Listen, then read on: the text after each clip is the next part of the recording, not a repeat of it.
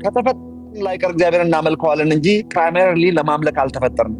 የተፈጠርነው ህይወትን ኢንጆይ ለማድረግ ነው የተፈጠርነው። የተፈጠርነው እንደ እግዚአብሔር እንድንኖር ነው የተፈጠርነው። የተፈጠርነው የእግዚአብሔር ባህሪ ነጸብራቅ ሆነን የእግዚአብሔር ደስታ ሆነን የተፈጠርነው። የአባት ደስታ እኮ የልጆቹ ደስታ ነው። ታውቃለህ? አንተ አሁን ልጆች እነዛ የሚያማምሩ ልጆች የአንተ ደስታ ካሁን በኋላ የነዛ ልጆች መልካም ነገር ነው፣ የነሱ ደስታ ነው። እኔ ልጆቼ እዝራዬና ቤን በጣም መወዳቸው እነሱ ደስታዎቼ ናቸው። የነሱ ሰክሰስ ነው የሚያስደስተኝ። አባታችን እግዚአብሔር እንደዚህ ይላል፣ መልካምን ሳደርግላችሁ ደስ ይለኛል፣ ስባርካችሁ ደስ ይለኛል። የባሪያውን ደስታ የሚወድ እግዚአብሔር፣ የባሪያውን ሰላም የሚወድ እግዚአብሔር ተብሎ እንደተጻፈ የእግዚአብሔር ባህሪው ፍቅር ነው። ፍቅር በባህሪው ለሌላ ሰው በሚሆን ነገር ይደሰታል። ሰው ለዚህ ከዚህ ከፍቅር ባህሪ ነጸብራቅ ነው ሰው የተፈጠረው። እንድናገለግለው እንድናመልከው ሳይሆን ከተፈጠርን ላይቀር ግን እናመልከዋለን፣ እናገለግለዋለን። አገልግሎት የሚባል ግን የተጀመረው ከውድቀት በኋላ ነው። ሲጀመር ከውድቀት በፊት አገልግሎት የሚባል ነገር የለም። ኑሮ ነው ያለው። ኑሮ ራሱ አምልኮ ነው። ኢንጆይ አንተን ሳይ ደስ ይለዋል። በፊትህም ደስታና ፍስሐ አለ ተብሎ እንደተጻፈ ከፊትህ ጋር ደስታና ጠገብከኝ አለ ኢየሱስ ክርስቶስ። ለእግዚአብሔር ፍስሐና ደስታ ነው ኢየሱስ ክርስቶስ በቀኙ መቀመጥ። እኔና የእናንተ ህይወት ይሄ ነው። ዛሬ በቀኙ ነው ያለ ነው። ዛሬ ወደ ደስታ ተመልሰናል። አንዳች ነገር ከኛ አይፈልግም እግዚአብሔር። ምክንያቱም አንዳች እንደሚጎለው ልናስብ አይገባም ተብሎ ተጽፏል። ልናመልከው አልተፈጠርንም። ባታመልኩትም እግዚአብሔር ፀሐዩን ያወጣል፣ ዝናቡን ያዘንባል። አንዳች ነገር አያኮርፋችሁም፣ አይቀየማችሁም። ተነስተ ከሜዳ ዛሬ አላመለኩትም አላመሰገንኩትም አትበል። ከፈለግ ዝም ብለህ ውጣ። ውስጥ ፈንቅሎ ሲወጣ እንደ ኢየሱስ አመስግን። ኢየሱስ 10 ተነስቶ ቴንኪ አይልም ነበር። ውስጡ ፈንቅሎ ሲወጣ ነው አባቶ አመሰግናለሁ፣ ከነዚህ ጠቢባን ሰውረ ለነዚህ ህፃናት ይኸውልህ። አምልኮና ምስጋና ራሱ ፈንቅሎ ሲወጣ ነው እንጂ ዝም ብሎ ከሜዳ ተነስተ ቴንኪ። አንተ ልጆች ደብተር ስለገዛለት ወይ ምልክ ስለገዛለት ቴንኪ እንድልም ቴንኪ ካላልኩ አባቴ ደግሞ ምን ያኮርፈኛል ብሎ ቢያስብ ምን ይሰማል? ለምን ቴንኪ የሚል ልብስ ስለገዛለት ለምን ቴንኪ የሚል መብቱ ነው፣ በርዝ ራይቱ ነው። ያንተ ደስታ ነው፣ ያ የነሱ አይደለም። መብቱ ነው፣ በርዝ ራይት ነው።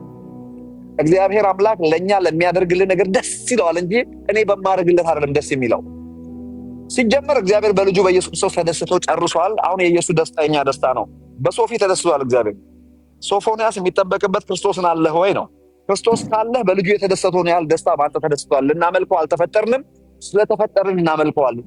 እሱንም ተገደም ሳይሆን በፊቱ ቀርቤ በሚመለክ የመመለክ ባህሪ ባለው በእግዚአብሔር ፊት ቀርቤ ላለማምለክ አልችልም። በፊቱ ቀርቤ ላለማመስገን አልችልም። ዋይ እሱ ባህሪው አትራክት ያደርጋል። የፍቅር ባህሪው፣ የኮምፓሽን ባህሪው። እሱንም ደግሞ እኮ ለገባው ሰው ነው የምናወራው እንጂ ሌላው ሲጀመር የት ሲያመልከውን እሱንም አንደርስታንድ ላደረገው ሰው ነው እንጂ የምናወራው። ተነስቶ እኮ በጠዋት እስኪ እግዚአብሔርን አምልኬ ልውጣ የሚልም እኮ በጣም ጥቂት ሰው ነው። ነገር ግን ቴንኪው የምትልበት ወቅት አለ። በቃ ውስጥ የሚል ፈንቅሎ የሚወጣ እሱ ነው አምልኮ። በነገራችን ላይ መልሼ እንደሆነ አላውቅም፣ ለማምለክ አልተፈጠርንም በአጠቃላይ ወቁ። እሺ፣ በጣም ጥሩ ቆንጆ ሀሳብ። አሁን ባነሳው ሀሳብ ላይ ወደ ምን መጣህ? አንደኛ ነገር እሱን ስትመለስ ታነሳለህ። ሰዎችን ወደ ትናንሽ አምላክነት የሚቀይር አይነት እሳቤ ነው። ምክንያቱም እንድንገዛ ነው የተፈጠርነው። በተፈጠሩት ነገሮች ላይ የበላይ ሆነን እንድናስተዳድር ነው። ያም ደግሞ ወደ አምላክነት የሚሄድ ነው ብሏል። ግን ከዛ ሁሉ ግን እኔ ፎከስ ማድረግ የፈለኩት ታዲያ በዚህ አይነት ሰው ሁሉ የእግዚአብሔር ልጆች ናቸው ማለት ነው? ትናንሽ አምላክ የምትለዋን መጀመሪያ እሷን ኮሬክት አድርገ እንደ ትላልቅ በሉ እንጂ ትናንሽ ነው። ደግሞ ስለ እናንተ አላውቅም። ትናንሽ አምላክ አይደለሁም። የአምላክ ትንሽ የለውም። የአምላክ ልጆች የኃይልና የስልጣን ማነስ የለባቸውም። የምን ትንሽ ነው ያመጣው? ስለዚህ አንተ ትልቅ አምላክ ነህ። ሲጀመር የባህሪ መተናነስ የለኝም ከእግዚአብሔር ጋር። እግዚአብሔር ሲወልደን በዘር መልክ ነው የእግዚአብሔር ባህሪ በውስጥ ያለው እንጂ ቁንጥሮ አይደለም ባህሪውን የሰጠን። ሙሉ ለምሳሌ እግዚአብሔር ፍቅር ነው አይደል? ሙሉ ፍቅር እኮ ነው በዘር መልክ የተካፈልኩት። ቅዱስ ነው አለ እግዚአብሔር። የቅድስና ሙሉ ባህሪ ነው፣ ግን በዘር መልክ ነው። ዘር ደግሞ ተተክሎ ማደግ አለ። ተተክሏል። ጌታ ስንቀበል እያደገ ነው። ቅድስናም ጽድቅም የእግዚአብሔር ባህሪዎች በሙሉ we are the partakers of his divine nature ነው የሚለው። ስለዚህ ትናንሽ የምትለዋ ወደ ትላልቅ ትቀየር። እንግዲህ ስለዚህ የሰው ልጆች አምላክ ናቸው እንዴ? ትጠራጠራለህ እንዴ? አማልክት አምላክ ታዲያ እግዚአብሔር በአማልክት ማህበር ቆመ። እስከ መቼ በፍርድ በፍታድላላችሁ? አታስተውሉም? እንደ ሰው ትሞታላችሁ። እኔ ግን አልኩ አማልክት ናችሁ፣ ሁላችሁም የልዑል አምላክ ልጆች ናችሁ ተብሎ አልተጻፈም እንዴ? ኢየሱስ ይህንንስ ኮት አድርጎ ቃሉ ልሻር አይችልም በሕጋችሁ አማልክት ናችሁ ተብሎ አልጻፈምን? ሲጀመር እግዚአብሔር የአማልክት አምላክ የተባለው አማልክት የተባሉት እነማን ናቸው? ሰይጣኖችና አዶ ከብሬና አዳልሞቲ ምናምን ነው እንዴ? አማልክት የተባሉት የእግዚአብሔር ልጆች አይደሉ እንዴ? አማልክት ማለት የሚመለኩ እግዚአብሔሮች ማለት አይደለም። አምላክ የሚለው ቋንቋ ኤሎሂ ከሚለው የተተረጎመ ነው። ኤሎሂ ደግሞ ለእግዚአብሔር ብቻ አይደለም ለሰውም ተጠቅሷል። ኤሎሂም ከሆነ ፕሉራል ነው፣ ኤሎሂ ከሆነ ሲንጉላር ነው። ኤሎሂም ለእግዚአብሔር ስንጠቅሰው የሰማይና የምድር የሚታይና የማይታይ አምላክ ነው። ለሰው ሲጠቀስ ግን በአየር በየብስና በባህር ያሉትን ይግዙ ሲል ባረካቸው የተባሉ የእነዚህ ሶስቱ ዲሜንሽን ገዢዎችና ፈራጆች ማለት ነው። የአማልክት አምላክ ሲል እግዚአብሔር አማልክት የተባሉት የእግዚአብሔር ልጆች ሲሆኑ አምላካችን ደግሞ እግዚአብሔር ነው። የጌቶች ጌታ የሚለውም በነገራችን ላይ የጌቶች ጌታ ማለት እነዛ ጌቶች የምድር ጌቶችን የመሬት ከበርቴ ምናምን አለ የሚያወራው። የጌቶች ጌታ ማለት ጌቶች ዘፍጥረት ምዕራፍ 1 ላይ በአየር በየብስ በባህር ያሉ ይግዙ ገዢ። ሰው ለገዢነት ነበር የተፈጠረው፣ ለጌትነት ነበር የተፈጠረው። የሰው ጌትነት ግን በአየር በየብስና በባህር ብቻ ነው። ስለዚህ ያንን ጌትነት ዘፍጥረት ምዕራፍ 3 ላይ አጣ ነው። አማልክት ስታንዳርድ እንኖር የነበር ነው። አማልክትነታችን በአየር በየብስና ብያለሁ፣ በሶስቱ ዲሜንሽን ነው ብያለሁ። አምላክ ማለት ገዢና ፈራጅ ነው። በዚህ በተፈጠረልን ዓለም ውስጥ የምንገዛና የምንፈርድ እኛ ነን። መዝሙረ ዳዊት 82ን በደንብ አንብቡ። አማልክት አልኳችሁ እንደ ሰው ትሞታላችሁ እንጂ እናንተ እኮ ፍረዱ፣ በፍርድ አታዳሉ። እንግዲህ የህዝብ አለቆችን ነው ያንን የተናገረው፣ ካህናት ነቢያትና ነገስታትን። አዲስ ኪዳን የእግዚአብሔር ልጆች ወደ አማልክትነታችን ተቀይረናል፣ ተመልሰናል። ወደ ገዢነታችንና ወደ ስልጣናችን ተመልሰናል። ዛሬ በአየር በየብስ በባህር ያሉት ስልጣን እንዲኖረን ስልጣን ተሰጥቶናል።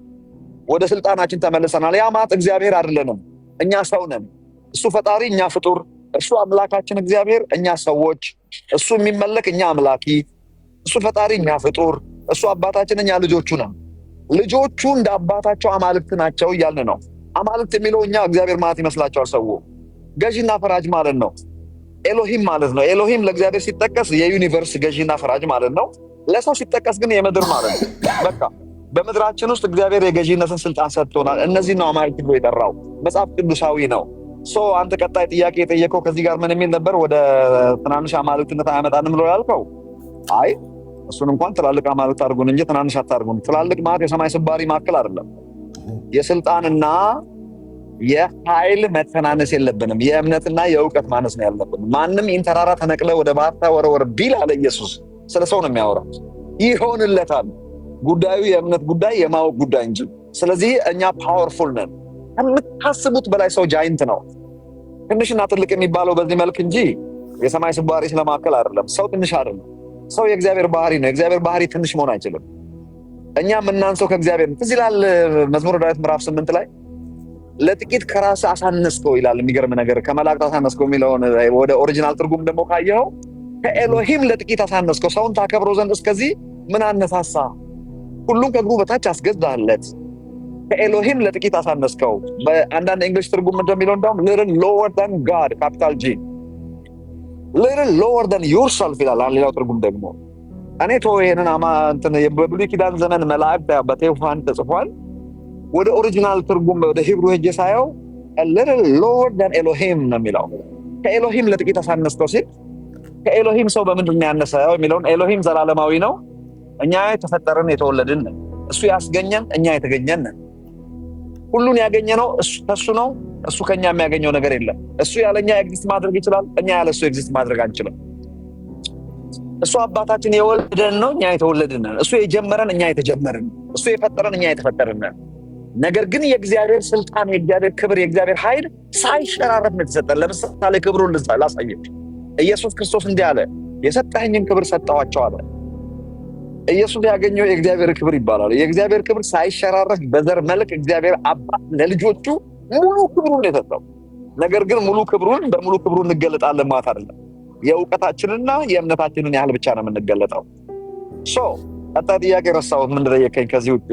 ስለዚህ ከዚሁ ጋር ተያይዞ ሰው ሁሉ የእግዚአብሔር ልጅ ነው ወደሚል ነገር አይወስደንም ወይ? አዎ፣ በጣም አሪፍ።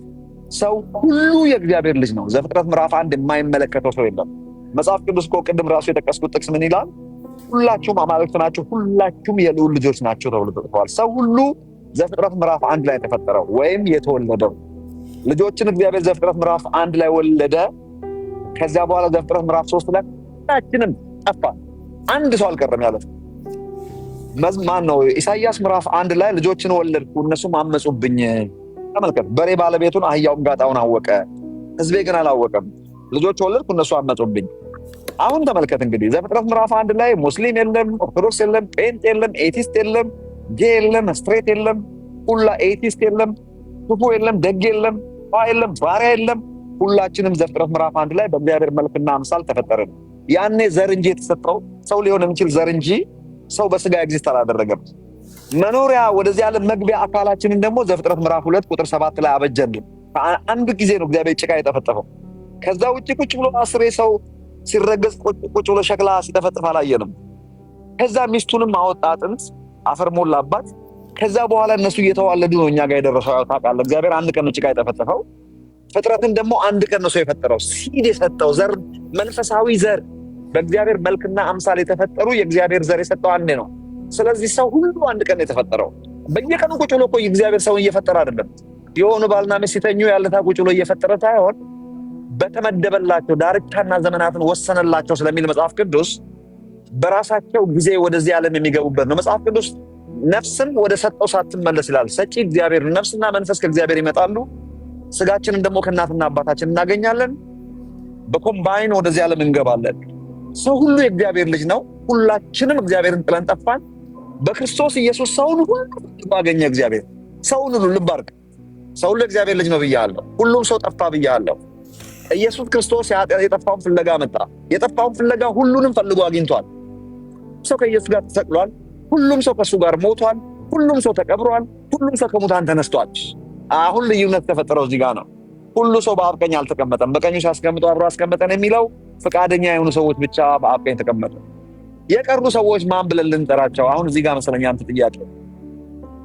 እሺ አሁን ዳግም የተወለዱ ላመኑና ለተቀበሉት ለእነሱ የእግዚአብሔር ልጆች የሆኑ ዘንድ ስልጣን ሰጣቸው። እነሱም ከእግዚአብሔር ተወለዱ እንጂ ከደም ወይም ከስጋ ፈቃድ ወይ ከወንድ ፈቃድ አልተወለዱም ተብሎ ተጽፈዋል። እሺ እነዚህን አሁን የተቀበሉት እሺ ወደ ልጅነታቸው ተመልሰዋል። እንደ አዲስ አይደለም ልጅ የሆኑት፣ ከጠፉበት ተፈልጎ የመጡና ፈቃደኛ ሆኖ እርቅ ተቀብሎ የገቡ ናቸው። አሁን እርቁ ሁሉ ካለቀ በኋላ በትዕቢት ተወጥረው ውጭ ያሉ፣ ሽሻ ቤት ያሉ፣ ድራግ ቤት ያሉ፣ እስካሁን እየተለመኑ ያሉ እነሱ ለእግዚአብሔር ምኑ ናቸው? እነዚህን ሰዎች መጽሐፍ ቅዱስ የአመፃ ልጆች፣ የቁጣ ልጆች፣ የዲያብሎስ ልጆች በመሰረቱ ከኢየሱስ ሞትና ትንሣኤ በፊት የነበሩ ሰዎች ናቸው። አሁንም ቢሆን ዳግም ያልተወለደ ሰው የዲያብሎስ ልጅ ነው የሚባለው፣ የሰይጣን ልጅ እንደ መጽሐፍ ቅዱስ። የቁጣ ልጅ ነው፣ የአመፃ ልጅ ነው።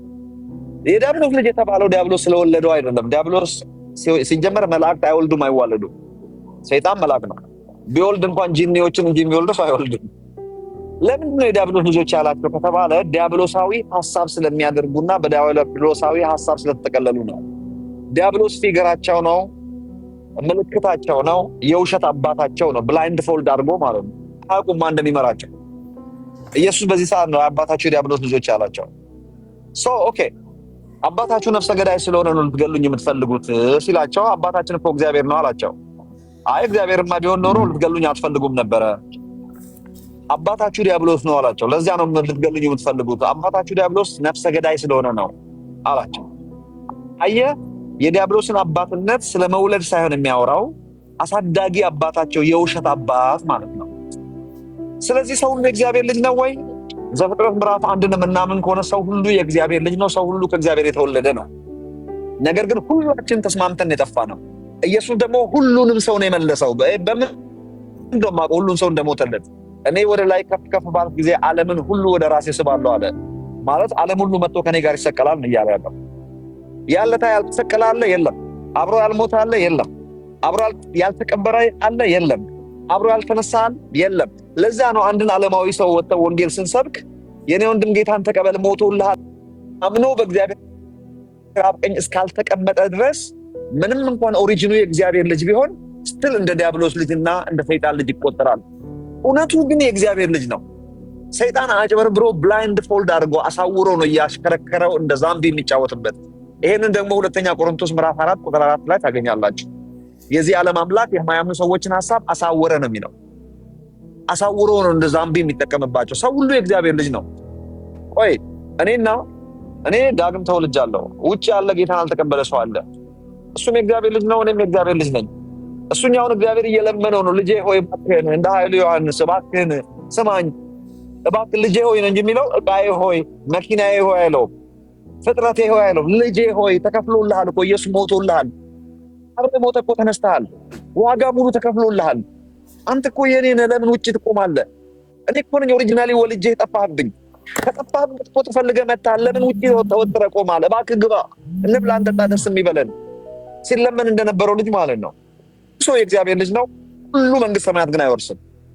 ሰው ሁሉ አብሮ ተሰቅሏል፣ አብሮ ሞቷል፣ አብሮ ተቀብሯል፣ አብሮ ተነስቷል። ሁሉ በአብ ቀኝ አልተቀመጠም፣ ደግሞም አይቀመጥም። የሚቀመጡት እነማን ናቸው? ሊያመኑና የተቀበሉት ብቻ።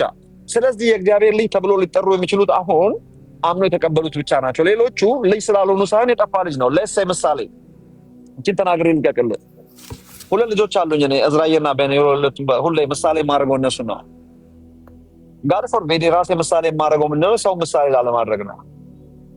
አንደኛው ልጅ ተነስቶ እባክህ እኔ አልፈልግህም አንተን ብሎ ጥሎኝ ቢሄድ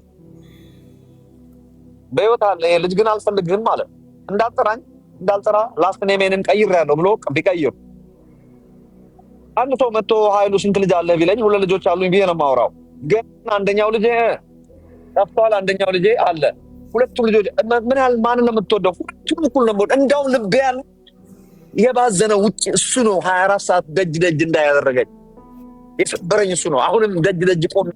እግዚአብሔር እስከዛሬ ለጠፉ ልጆች ደጅ ደጅ እያየ ነው። እኔ እናንተን አለ የሚያየው። እኔ እናንተም አውረድ ገቢ ሆነናል ልጆቼ እያለ ልቡ እየደማ እግዚአብሔር። አንዳንድ ሰዎች አሁን አንዳንድ ጴንጤ ማህበረሰብ ውስጥ ያሉ ሰዎች ይመጡ ነው ሰው ሁሉ እግዚአብሔር ልጅ ነው። ለምን አንተ አልሞትክላቸው? አንተ አልደማህላቸው? አንተ መስቀል አልተሸከምክልህ? ምን አገባ? ሰው ሁሉ እግዚአብሔር ልጅ ቢሆን ለምን እንደሚያኮርፍ አላውቅም። አበሻ ነኝ። ሰው ሁሉ መንግስት ሰማያት ይገባል ያለ የለም። መንግስት ሰማያት ለመግባት ዳግም መወለድ ያስፈልጋል። ዳግም ለመወለድ የተሰጠን ስጦታ እጅን ዘርግተህ መቀበል ይጠይቃል። ውጭ ያለ ሰውዬና እኔ ምንም የሚለየን ነገር የለም። አንድ የተለያየ ዘግናኝ ኃጢአት ያለ ሰውዬ አበሻ የሚጠላውና እኔ ያለውን ሰውዬ እኔ ከዛ ሰውዬ የምሻልበት ምንም ምክንያት የለም። የተሻልኩት በአንድ ነገር ነው። የተሰጠኝን አሜን ብዬ ራሴን ሞኝ አድርጌ የተቀበልኩ። ያኛው አልተቀበለም። በዚህ ነው የምንበላለጠው። ሲቀበል ሲመጣ እሱ ከኔ ጋር እኩል ነው። አሁንም ልጅ ነው። ነገር ግን ልጅነቱን እምቢ ስላለ ብቻ ነው። ይሄ ነው የሚገባኝ። ሶፊ አምሹር ብዙ ሰው እንደሚደሰት እርግጠኛ ነኝ። አሁን ኮሜንት እንኳን እስቲ የምትስማሙና የማትስማሙ ብለህ እስቲ 1 ቁጥርና 2 ቁጥር ጠይቃቸው ነው። እሺ እንግዲህ ሁሉም የሰው ልጅ በሙሉ የእግዚአብሔር ልጅ ነው ብለሃል እና የሰው ልጅና ወልድ አንድ አይነት ነው ለእግዚአብሔር አብ ልጅነታቸው? የኢየሱስ ክርስቶስ ልጅነትና ዳግም የተወለዱ የእግዚአብሔር ልጆች ልጅነታቸው አንድ አይነት ነው ወይ ነው ያልከኝ? ዳግም የተወለዱ አላልኩም። ዳግም የተወለዱ ሳይሆን ሰው ሁሉ የእግዚአብሔር ልጅ ነው ብለሃል። ስለዚህ ከሱ ጋር አንድ አይነት ነው ወይ ልጅነቱ? አይደንቲካል ልጅነት ነው። ልጅነት 2 አይነት ከሆነ መንግስተ ሰማያት አንገባም። ክርስትና የሚባለው ነገር ራሱ ሮንግ ነው። 2-3 ልጅነት የለም። ለብሶ ላይ ስማማ ይችላል። ይሄ የኔ የኃይሉ ዮሐንስ አስተምህሮና መረዳቴ ነው። ያዙልኝ። ልጅነት ምንድነው የሚለውን ያብራራው መሰለኝ። ደግሜ ልናገረው። ልጅነት የሚለው ነገር ላይ አልተግባባንም ከብዙ ሰዎች። ልጅነት ሲባል እግዚአብሔር ውስጥ ገብተን ከማህፀን በኩል መውጣት የሚመስላቸው ሞኞች ወይም ደግሞ ከሚስት አግብቶ የወለደን የሚመስላቸው ሰዎች ካሉ ልግባባ አልችልም። ልጅነት ለእኔ በእግዚአብሔር መልክና አምሳል መፈጠር ማለት ነው። አንዳንድ ሰው ይመጣና አዲስ ኪዳን ላይ እኮ ነው ልጅ መሆን የጀመርነው ይላል። አዲስ ኪዳን ላይ ፍጥረት ነህ፣ በክርስቶስ ተፈጠርን ይላል መጽሐፍ ቅዱስ። ማንም በክርስቶስ ቢሆን አዲስ ፍጥረት ነው የሚለው። በእውነት ቃል አስበው ፈጠርን ነው የሚለው። ወለደን የሚለውን ስለመፍጠር ስለ ባራህ የሚለው ቋንቋ በነገራችን ላይ ከእግዚአብሔር መገኘት ሰማይ ምድርንም ባራህ ነው ያደረገው፣ እኛንም ባራህ ነው የሚለው ሂብሩ ቃል። ባራህ ማለት ከእግዚአብሔር መገኘት ማለት ነው። ሰማይና ምድርም ከእግዚአብሔር ነው የተገኙት፣ እኛም ከእግዚአብሔር ነው የተገኘ ነው። እኛን ልዩ የሚያደርገው መልክና አምሳል የሚባል ነገር ላያችን ላይ ያኛው ኢንግሬቭመንቱ ነው እኛን ከሌላ ፍጥረት ልዩ ያደረገን። ሰማይ ምድርና አፈር፣ ጨረቃ፣ ከዋክብት ላይ መልክና አምሳል የለም። መልክና አምሳል ያለው እኛ ላይ ነው። መልክና አምሳል ማለት የእግዚአብሔር መለኮታዊ ባህሪ ተካፋዮች ነን እኛ። የእግዚአብሔር ልጅ የሚለው ቋንቋ ሚስት አግብቶ ወለደን ያለሃል እንዴ? ወይም ደግሞ ከማህፀን አወጣን ያለ እግዚአብሔር ሴት ነው እንዴ? ይሄ እዚህ መንፈሳዊ ቋንቋ አውርተን መግባባት የምንችል ከሆነ ብቻ ነው ከብዙ ሰው ጋር መግባባት የምንችለው። ልጅነት የሚለው ላይ እንግባባ ሲጀመር። ይሄ ልጅነት እንግዲህ ከእግዚአብሔር መገኘት ነው በሚለው ከተስማማን፣ የእግዚአብሔር መልክና አምሳል መሆን ነው ብለን ከተስማማን፣ ዘፍጥረት ምዕራፍ 3 ላይ ሞትን ስንል ሕያውነት ስለነበረ ነው ስለ ሞት የሚወራው። ከሕያውነት መውጣት ማለት ነው መሞት፣ መንፈሳዊ ሞት ማለት።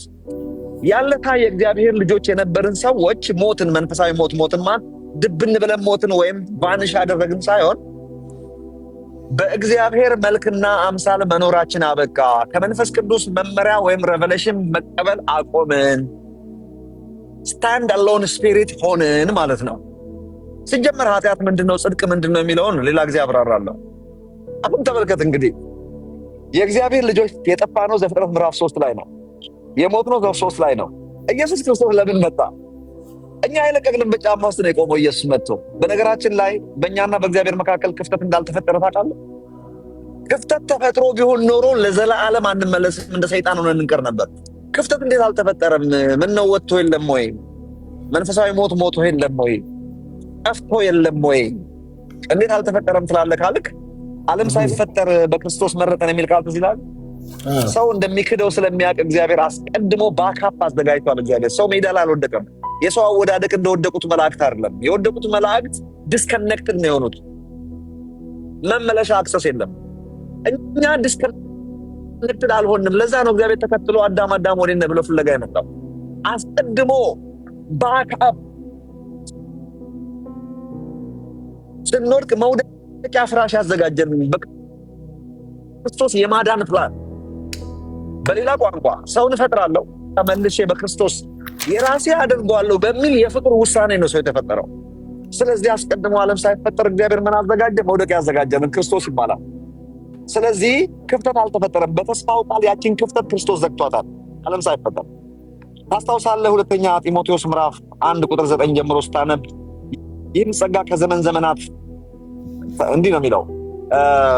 ክፍሉን ብታወጣ ደስ ይለኝ ነበረ። ያዳነን በቅዱሱም አጠራር የጠራን እግዚአብሔር ነውና። እስቲ አንብበው ካለ በእናትህ። በጣም ዳት ማይ ፌቨሪት ወርድ 12 ደቂቃ 12% አለኝ ያስነበ እንትን ይላል። ቀጥል አንብበው። 2:9 ላይ ነው። አዎ 2 ምዕራፍ 1 ሁለተኛ ጢሞቴዎስ ምዕራፍ 1 ከቁጥር 9 ጀምረህ እስከ ወረድ ብለህ አንብበው። አቁም እስከለ እሺ። በጌታ በኢየሱስ ማለት ነው። ያዳነን በቅዱስም አጠራር የጠራን እግዚአብሔር ነውና ይህም እንደ ራሱ ሐሳብና ጸጋ መጠን ነው እንጂ እንደ ስራችን መጠን አይደለም። ይህም ጸጋ ከዘላለም ዘመናት በፊት በክርስቶስ ኢየሱስ ተሰጠን። አሁን ግን በመድኃኒታችን በኢየሱስ ክርስቶስ መገለጥ ታይቷል። እርሱ ሞትን ሽሯልና እኔ ሰባኪና ሐዋርያ አሕዛብንም አስተማሪ እንደሆን በተሾምኩበት ወንጌል ሕይወትና አለመጥፋትን ወደ ብርሃን አውጥቷል። ስለዚህ ምክንያት በቃ እስከዚህ ድረስ ነው የፈለግኩት። እስቲ ረጋ ብላ አንብበው። በጌታ ያዳነን በቅዱሱ አጠራር የጠራን እግዚአብሔር ነውና ብላ አንብበው። ያዳነን በቅዱስም አጠራር የጠራን እግዚአብሔር ነውና ይህም እንደ ራሱ ሐሳብና ጸጋ መጠን ነው እንጂ እንደ ስራችን መጠን አይደለም። ይህም ጸጋ ከዘላለም በፊት በክርስቶስ ኢየሱስ ተሰጠን። አሁን ግን በመድኃኒታችን በኢየሱስ ክርስቶስ መገለጥ ታይቷል። እርሱ ሞትን ሽሯልና እኔ ሰባኪና ሐዋርያ አሕዛብንም አስተማሪ እንደሆን በተሾምኩበት በወንጌል ሕይወትንና አለመጥፋትን ወደ ብርሃን አውጥቷልና ይላል። በጣም የሚገርም ክፍል ነው። ይሄን ክፍል በደንብ በተለይ ሰባኪ የሆናችሁ ሰዎች ለስብከታችሁና ለትምህርታችሁ ለወደፊት ሕይወታችሁ ስለሚጠቅማችሁ በደንብ አንብቡት። ያዳነን ይላል በቅዱሱም አጠራር የጠራን እግዚአብሔር ነውና። ተመልከቱ፣ ማንም ሰው ራሱን ያዳነ የለም። እንግዲህ አንዳንድ በጽድቄ በቅድስናዬ ነው ምድነው የምትሉ ሰዎች እዚህ ጋር ሰብሰብ በሉ። ያዳነን በቅዱሱም አጠራር የጠራን ከጥሪም ጀምሮ ያዳነንም እግዚአብሔር ብቻ ነው፣ ጸጋው ብቻ ነው። ልጅ ባሩ ባፕቲስቶችን በዚህ በጣም ነው የምወዳቸው። ባፕቲስት በጸጋ አይደራደርም። ባፕቲስት ኢቨን በጸጋ መዳንህ ብቻ አይደለም የተሰጠህን ጸጋ የተሰጠህን ስጦታ እጅን ዘርግተህ ለመቀበል እጅህን ለማንሳት ራሱ ጸጋው ነው የሚረዳ ይላሉ። ጸጋውን ሪፊውዝ አድርጎ ነው ውጭ ያሉት ማለት ነው። ኦኬ ከዘመን ዘመናት በፊት ነው የተሰጠን። ይሄ ከዘመን ዘመናት በፊት ማለት ዓለም ሳይፈጠር ማለት ነው።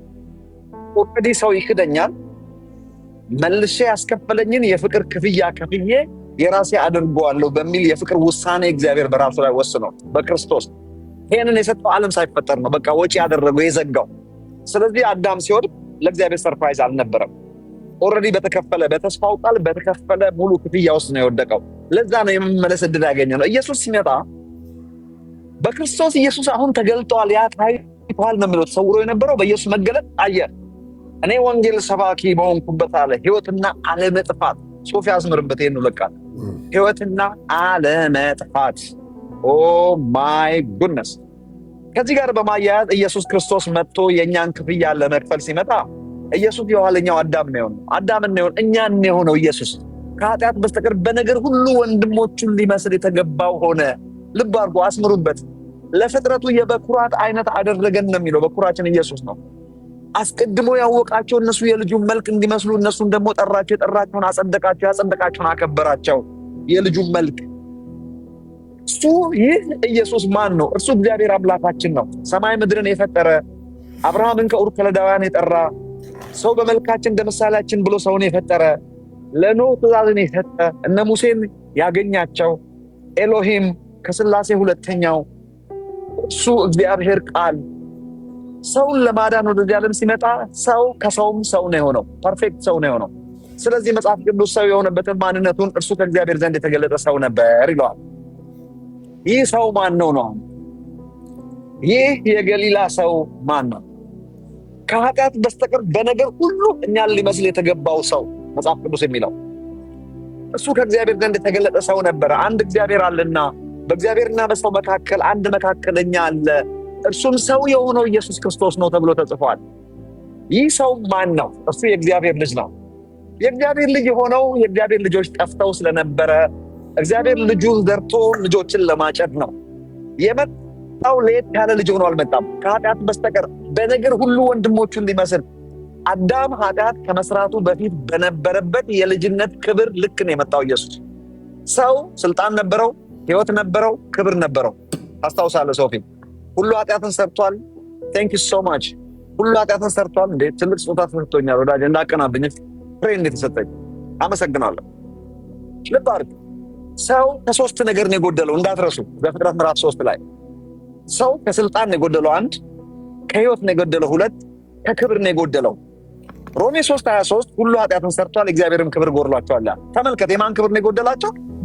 በኃጢአት አይደለም። የጠየቀው ጥያቄ እየተመለሰ አይደለም። አሁንም ኃይል እየቀደመ ያስተማረውን እየተነተነ ነው። እኔና ኢየሱስ፣ እኔ በእምነት የተቀበልኩት የእግዚአብሔር ልጅነትና ኢየሱስ አንድ ነን ወይ? ሁለታችንም እኩል ለእግዚአብሔር ልጆቹ ነን ወይ? እኩል ነው ወይ? ይሄን ነገር ስፔሲፊካሊ ኦኬ። እሺ የኔ ጌታ አዳምጠኝ አንዴ። አንድ አይነት ነው፣ አይደንቲካል ነው፣ ምንም ልዩነት የለውም። ተመለሰልህ ወንድሜ። ግን ዲቴል መናገር አለብኝ። መልስ ይሄ ነው። አንድ አይነት ከተለያየ ክርስትና አይደለም ብያለሁ። ወይ እስልምና ነው የምናወራው፣ ወይ ቡዲዝም ነው የምናወራው፣ ወይ ሽንቶይዝም ነው የምናወራው። የተለያየ ልጅነት የምናወራ ከሆነ እኔ በጠፋሁበት እኔ ጫማ ውስጥ ነው ኢየሱስ መጥቶ እግሩን ያስገባው እያልኩ ነው። ልጅነት እኔ ከክብር ነው የጎደልኩት፣ ከእግዚአብሔር ክብር ነው የጎደልኩት።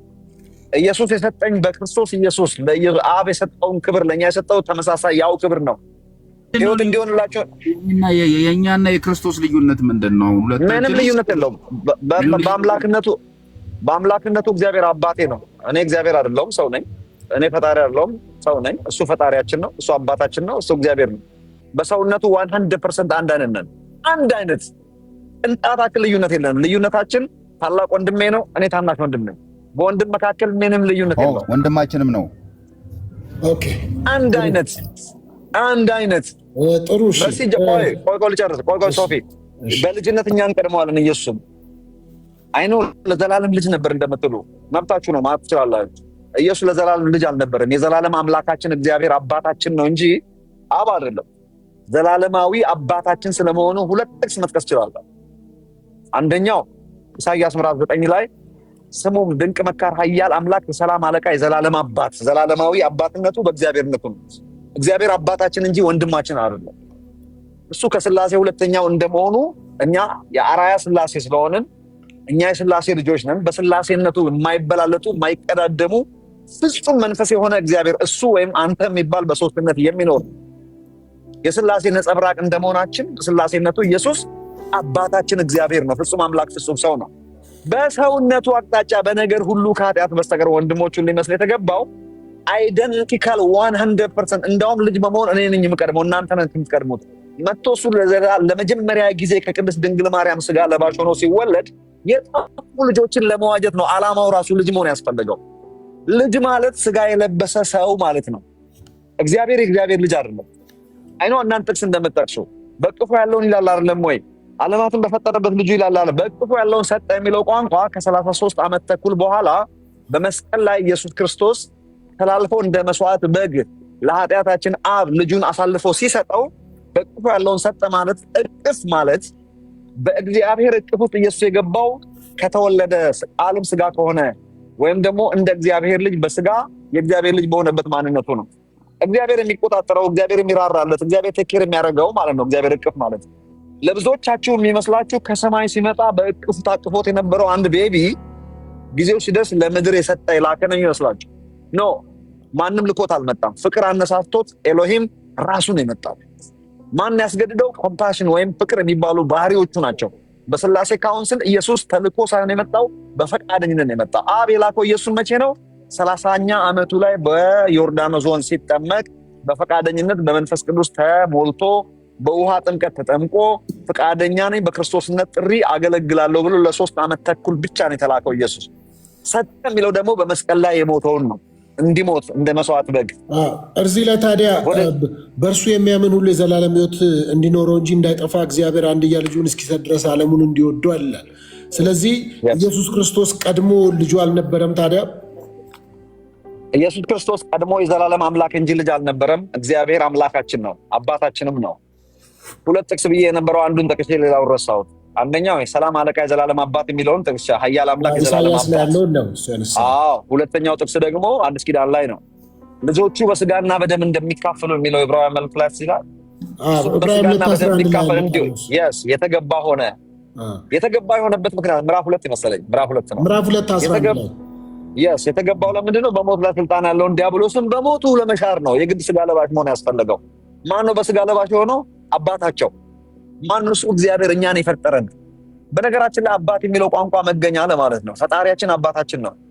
የፈጠረን ነው አባት የተባለው። ለምንድን ነው አባት የተባለው? የፈጠረን ያስገኘን ስለሆነ እንጂ ሚስት አግብቶ የወለደን ማለት አይደለም። ስለ አባት ስናወራ እኔ ከብዙ ሙስሊሞች ጋር እነጋገራለሁ። አባት አላህ አይወልድም አይወልድም ይሉኛል። ይመጡና አዎ አይወልድም አይወልድም እነሱ በሚሉት አቅጣጫ። አዎ እግዚአብሔር አዎ ሚስት አግብቶ አይወልድም።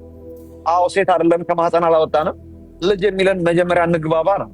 ልጅ የሚለን እኛ ከእግዚአብሔር መገኘታችን የእግዚአብሔር መልክና አምሳል መሆናችንን ነው። ፒሬድ ከራሱ በሕያው በእግዚአብሔር ቃል እግዚአብሔራዊ ሲግኔቸር ባለው በሕያው በእግዚአብሔር ቃል የእግዚአብሔር መልክና አምሳል ሆነን መፈጠራችንን ነው ልጅነት የምንለው። ፒሬድ ይሄ ነው እንጂ እነሱ እንደሚሉት ሙስሊሞች እንደሚሉት ሚስት አግብቶ ተወለደን አላልንም፣ ከማህፀን አወጣን አላልንም። ዳግም ተወለድን ስንል እግዚአብሔር ውስጥ ገብተን እንደገና እግዚአብሔር በማህፀን በኩል ወጣን ማለት አይደለም። ዳግም መወለድ ማለት እግዚአብሔር በልጁ በኢየሱስ ክርስቶስ ከጠፋንበት ፈልጎ ያገኘንን ያንን ሂደት ነው ዳግም መወለድ ብሎ ወይም ዳግም መፈጠር ብሎ የሚጠራው። ዳግም መፈጠርም መወለድም ብራንድ ኒው ሆኖ መገኘት ማለት ነው።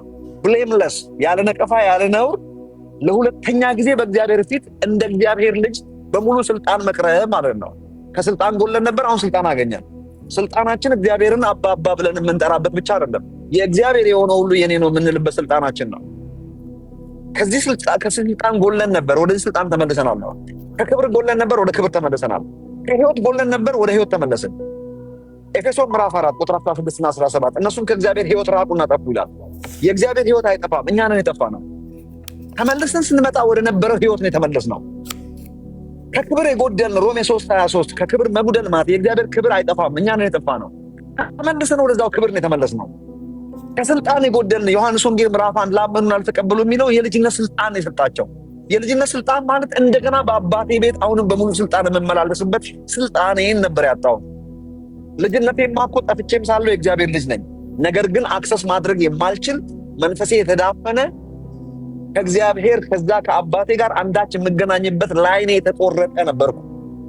አሁን ላይኑ ተቀጠለ ማለት ነው። አንተ ለጠየቀኝ ጥያቄ በእቅፉ ያለውን ሰጠ የሚለው ቋንቋ እሱን አለ ጠየቀኝ። ኢየሱስ ክርስቶስ መቼ ነው በእግዚአብሔር እቅፍ የገባው የሚለው ይሄን ይመልስልናል። በእግዚአብሔር እቅፍ የገባው ቃልን ስጋ ሆኖ ተብሎ ከድንግል ማርያም ተወልዶ ሕፃን ልጅ ተወልዶ ሰው የሆነው እርሱ በእግዚአብሔር እቅፍ ነው። ከዛ በፊት በእግዚአብሔር እቅፍ አልነበረም። ከስላሴ ከአብ በሚተካከል መልኩ በሶስትነት እንደ ሰከንድ ፐርሰን ኦፍ ትራዩን ጋር ለዘላለም የኖረ የዘላለም አምላክ ነው። ዓለማትን የፈጠረው እሱ ነው። ኤሎሂም ነው እሱ። ለሙሴ እኔ ነኝ ያለው እሱ ነው።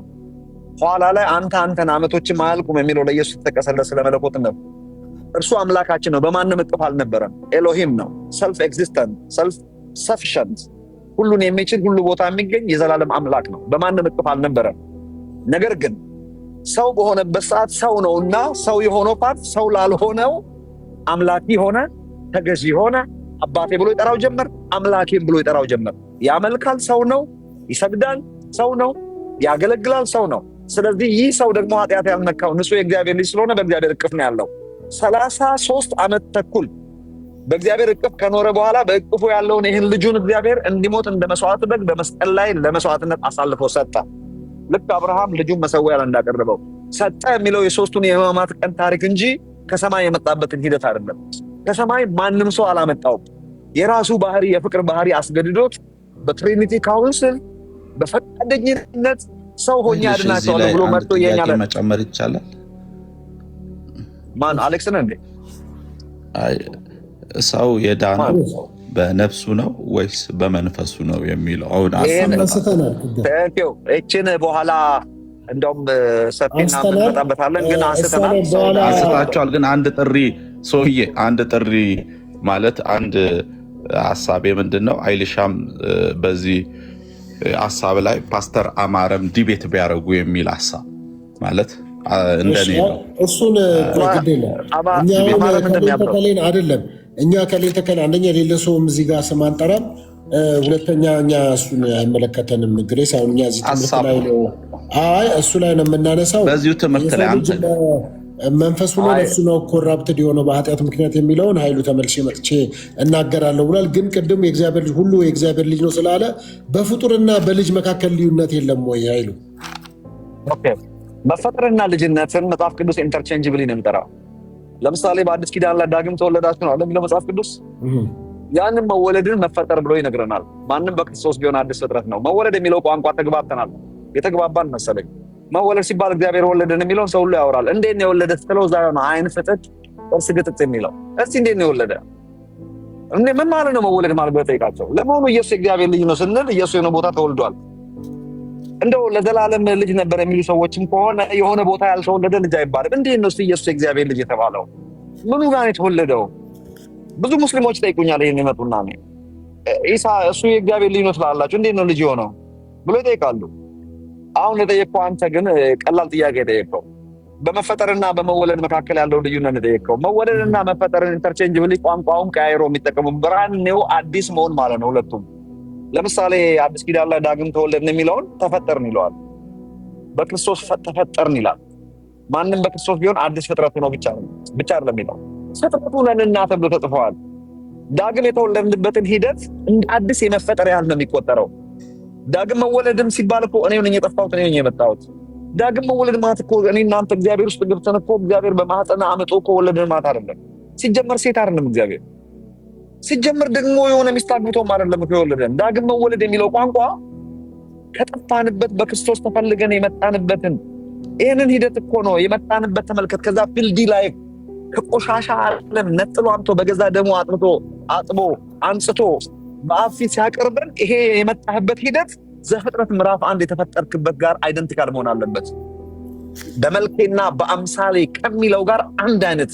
ዛሬ አሁን ታስታውሳለህ ሁለተኛ ቆሮንቶስ ምዕራፍ 4 ቁጥር 4 ላይ በወንጌል ብርሃን ይላል አዲስ ትርጉም ስታነበው፣ በወንጌል ብርሃን የእግዚአብሔር መልክ የሆነውን ክርስቶስን ማየት እንዳይችሉ የዚህ ዓለም አምላክ የማያምኑ ሰዎችን ሐሳብ አሳወረ። ኢየሱስ የእግዚአብሔር መልክና አምሳል ነው። ኢየሱስ ወደዚህ ዓለም የመጣው በዘፍጥረት ምዕራፍ 1 ከቁጥር 26 ከ28 ልክ ነው። ኢየሱስ ማለት ዘፍጥረት ምዕራፍ 1 ማለት ነው። ኢየሱስ ማለት አዳም ኃጢአት ከመስራቱ በፊት የነበረበት ህይወት ማለት ነው። አዳም ሊመጣ ላለው አምሳሉ ነበር የተባለበትን ምክንያት ቆም ብላችሁ አዳም ኃጢአት ከመስራቱ በፊት የነበረበት ነቅፋ የሌለበት ኃጢአት ወደ ዓለም ሳይገባ እንከን የሌለበት ሰው ትዝ ይላችኋል። የኋለኛው አዳም ኢየሱስ ክርስቶስ እሱ ማለት ነው። ስለዚህ መፈጠርንና መወለድን ለይተን ካወቅን እኛ የእግዚአብሔር ፍጥረትም ነን፣ የእግዚአብሔር ልጆችም ነን። ተወልደናልም ተፈጥረናልም። ይሄ ቋንቋ ልዩነት ኢንተርቼንጅብሊ እየቀያየረ ነው የሚጠቀመው። ምንም ይሄ ለውጥ ያለው ነገር አይደለም። መወለድን ነው መፈጠር ብሎ የጠራው፣ መፈጠርን ነው መወለድ ብሎ የጠራው። ምክንያቱም ጉዳዩ አዲስ የመፈጠር ያህል ነው፣ አዲስ የመወለድ ያህል ነው። ወደ ክርስቶስ ስንመጣ ብራንድ ኒው አጥቦ ትዝ ይልሃል ማቴዎስ ወንጌል ምዕራፍ 22 ላይ ሰርግ ደግሶ ልጁን ሊድር አንድ ንጉስ ይገባቸዋል ያላቸውን ሰዎች ጠራቸው። በሬ ገዝቻለሁ አይመቸኝም ብሎ እምቢ አላሉ። ሌላው ደግሞ የሆነ ቢዝነስ አለኝ አለ። እንግዲያውስ የሰባ ፍሪዳዎች ታርደዋል። አስብ እንግዲህ የጠራህ ንጉስ ነው። አለማወቅ ያገኛችሁትን መንገድ ላይ አግኝታችሁ አላፊ አግዳሚውን ድሃም ይሁን ጨርቃም ይሁን የተደራረተ ልብስም የሚሸት ነገር የሚልበስ አምጥታችሁ አስገቡ አለ። አሁን ትኩረት እንድታደርግ የምፈልገው እዚህ ጋር ነው። በር ጋር ሲደርሱ ለካ የሚገባው ይሁን የማይገባው ለምን በወርቅ የተንቆጠቆጥክ አትሆንም? የራስን ልብስ ታወልቅና በባለቤቱ የተዘጋጀ የሰርግ ልብስ ለብሰ ነው ወደ ሰርጉ ባንኩዌት የምትገባው። ምክንያቱም የንጉስ ቤት ሰርግ ነው። ለባለቤቱ ለንጉሱ የሚመጥን አልባሳት ሳትለብስ መግባት አትችልም። ለንጉሱ ደግሞ የሚመጥን አልባሳት በንጉሱ የተዘጋጀ መሆን አለበት። እግዚአብሔር ወደ ባንኩዌት ወደ ልጁ ክርስቶስ ኢየሱስ ወደ በጉ ራት የጠራን እግዚአብሔርን የሚመጥን አልባሳት ሳንለብስ መግባት እንደማንችል ስለሚያሽ ያለበሰን ክርስቶስን ያለበሰን ጽድቃችን ክርስቶስ ኢየሱስ ነው። ስለዚህ ተመልከቱ፣ ወደዛ ሲገባ አንድ ሰው ወደ ባንኩዌቱ የገባ ሰው ማለት ከዘፍጥረት ምዕራፍ 3 በፊት የነበረው የሰው ህይወት ማለት ነው። ኃጢአት ወደ ዓለም ሳይገባ ንጹህ የነበረውን ሰው ነው እዚህ ጋር የምታዩት። ስለዚህ አዲስ ፍጥረት ይባላል ወይም ደግሞ ዳግም የተወለደ ሰው ይባላል። ልዩነት የለውም። ሶፊ አንድ አይነት ነው። እሺ ጥሩ። እዚህ ላይ ታዲያ ካነሳው እንግዲህ ጥያቄ ያላችሁ ሰዎች ካሉ እዚህ ብዙ አገልጋዮች ስላሉ ጥያቄ ካላቸው ያነሱልሃል። ግን እንግዲህ እኛ ራሱ በልጅነት ከኢየሱስ ክርስቶስ እናንተ ሁላችሁንም ትበልጣላችሁ እኛም እንበልጣለን ብሏል። እሱ ግን ሲናገር እኔ ከአብርሃም በፊት ነበርኩ ብሏል አይደለም? ስለዚህ ከአብርሃም በፊት ከነበረ ታዲያ እንዴት ነው እኛ በልጅነት የበለጥ ነው? ወይስ በማንነቱ ነው ከአብርሃም በፊት የነበረው? በጣም አሪፍ። ከአብርሃም በፊት አይ አም ብሎ የተናገረው እሱ እግዚአብሔር ነውና ሰዎቹ እየቀባጠሩ አስቸገሩት። አንዴ የአብርሃም ልጅ ነኝ ይላሉ፣ አንዴ እግዚአብሔር ልጅ ነኝ ይላሉ። ትንሽ ቆይቶ ካልወገርን ይላሉ። ግራ ቢገባው እናንተ የአባታችሁ ዲያብሎስ ልጆች ናቸው አላቸው። ሊጣሉት ሞከሩ፣ ድንጋይ ማነሱ። መጨረሻ ለምን አላቸው? እውነቱን ልንገራችሁ እንግዲህ አለ። ደግሞ አብርሃም ትላለህ እንዴ? አብርሃም ቀኖቼን ላይ ተመኘ ትላለህ? 50 ዓመት ያልሞላ አሉ። አይ እንግዲህ አሁን ንገረኝ ካላችሁም አለ አብርሃም ሳይኖር እኔ ነኝ አላቸው። ቤዚክሊ አብርሃምን የመፈጠርኩ የአብርሃም አምላክ እኔ ነኝ ያላቸው ገብቷቸው ከሆነ ይሄ በእግዚአብሔርነቱ ነው የነገራቸው። በሰውነቱ አብርሃም ከመወለዱ በፊት አልነበረም። በሰውነቱ አቅጣጫማ 30 ዓመቱ ነው ገና በዛን ሰዓት 30 ምናምን ዓመቱ ነው። ዓለም ስጋ ከሆነበት ሰዓት ጀምሮ ሰው ከሆነበት ሰዓት ጀምሮ ገና እድሜው 30 ምናምን ዓመቱ ነው። በእግዚአብሔርነቱ ነው ከአብርሃም በፊት ነበርኩ ያለው። በእግዚአብሔርነቱ የዘላለም አምላካችን እግዚአብሔር ከስላሴ ሁለተኛ አካል ነው። ሁሉም ሰው ክርስቲያን ነኝ የሚል ሰው ሁሉ የሚያምንበትን ነው እያወራሉት እዚህ ጋር ነኝ። ነገር ግን በልጅነት እኛን ቀድመዋለን ያልኩት እኛ ዘፍጥረት ምዕራፍ 1 ላይ ልጆች ነበርን፣ ጠፍተን ነው።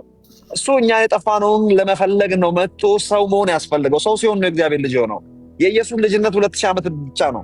የኛ ልጅነት ግን ከዚያ በፊት ነው። ነገር ግን በመሃል ያለው የጠፋንበት ስለማይቆጠር የእግዚአብሔር ልጆች ሳይሆን የምንባለው ያኔ የጠፉ የእግዚአብሔር ልጆች ስለሆነ የዲያብሎስ ልጆች ነበር። ነገር ግን ልጅ በመሆን እኛ ሰው ይቀድመዋል። የሰውን ስፍራ ለመያዝ እኮ ነው። ሰውን እኮ ለመዋጀት ነው አመጣጥሮ። መዋጀት የሚባለው ቋንቋ ራሱ እኮ የነበረን ነገር ለመመለስ ነው፣ ለመቤዠት ነው ሰው የሆነበት። ከዛ ፊት ሰው አልነበረም። ሰው ሲሆን ነው የእግዚአብሔር ልጅ የተባለው። የእግዚአብሔር ልጅ ማለት ስጋ የለበሰ ሕያው መንፈስ ያለው ሕያው ነፍስ ያለው መንፈስ የሆነ ቢንግ ማለት ነው።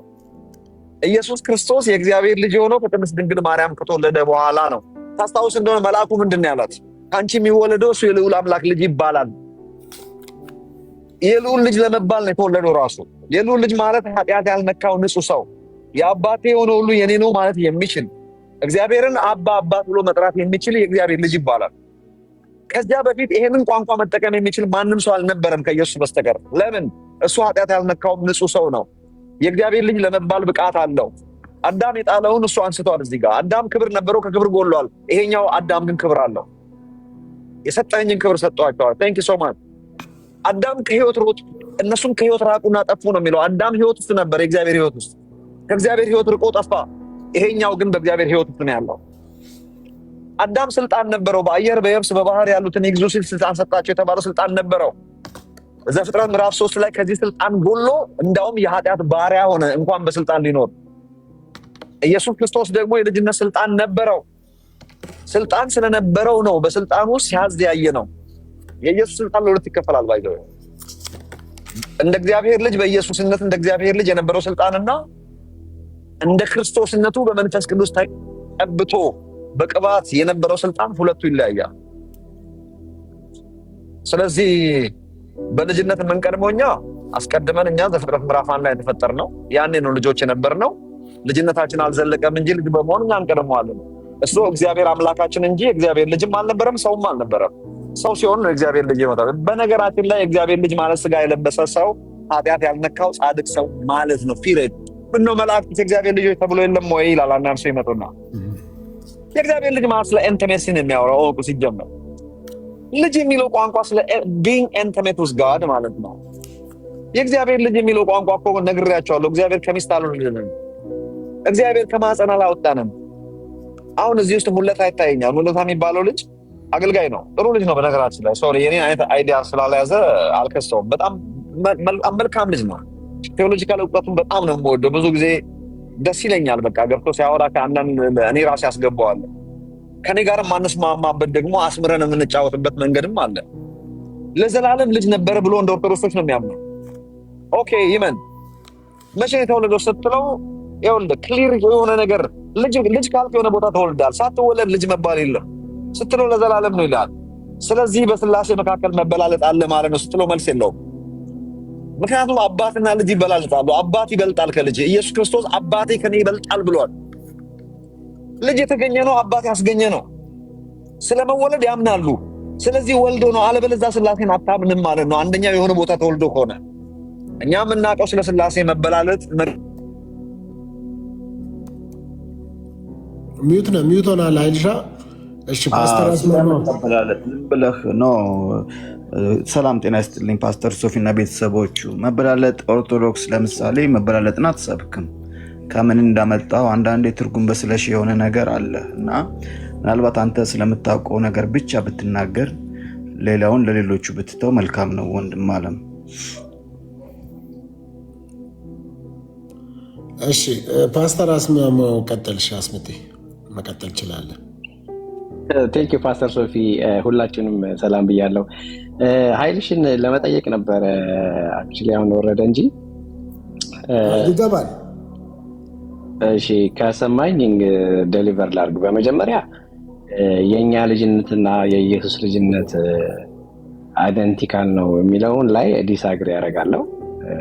በሱ ሐሳብ አልስማማም። በምን ማስረጃ ሐሳቡን ማፍረስ ትችላለህ?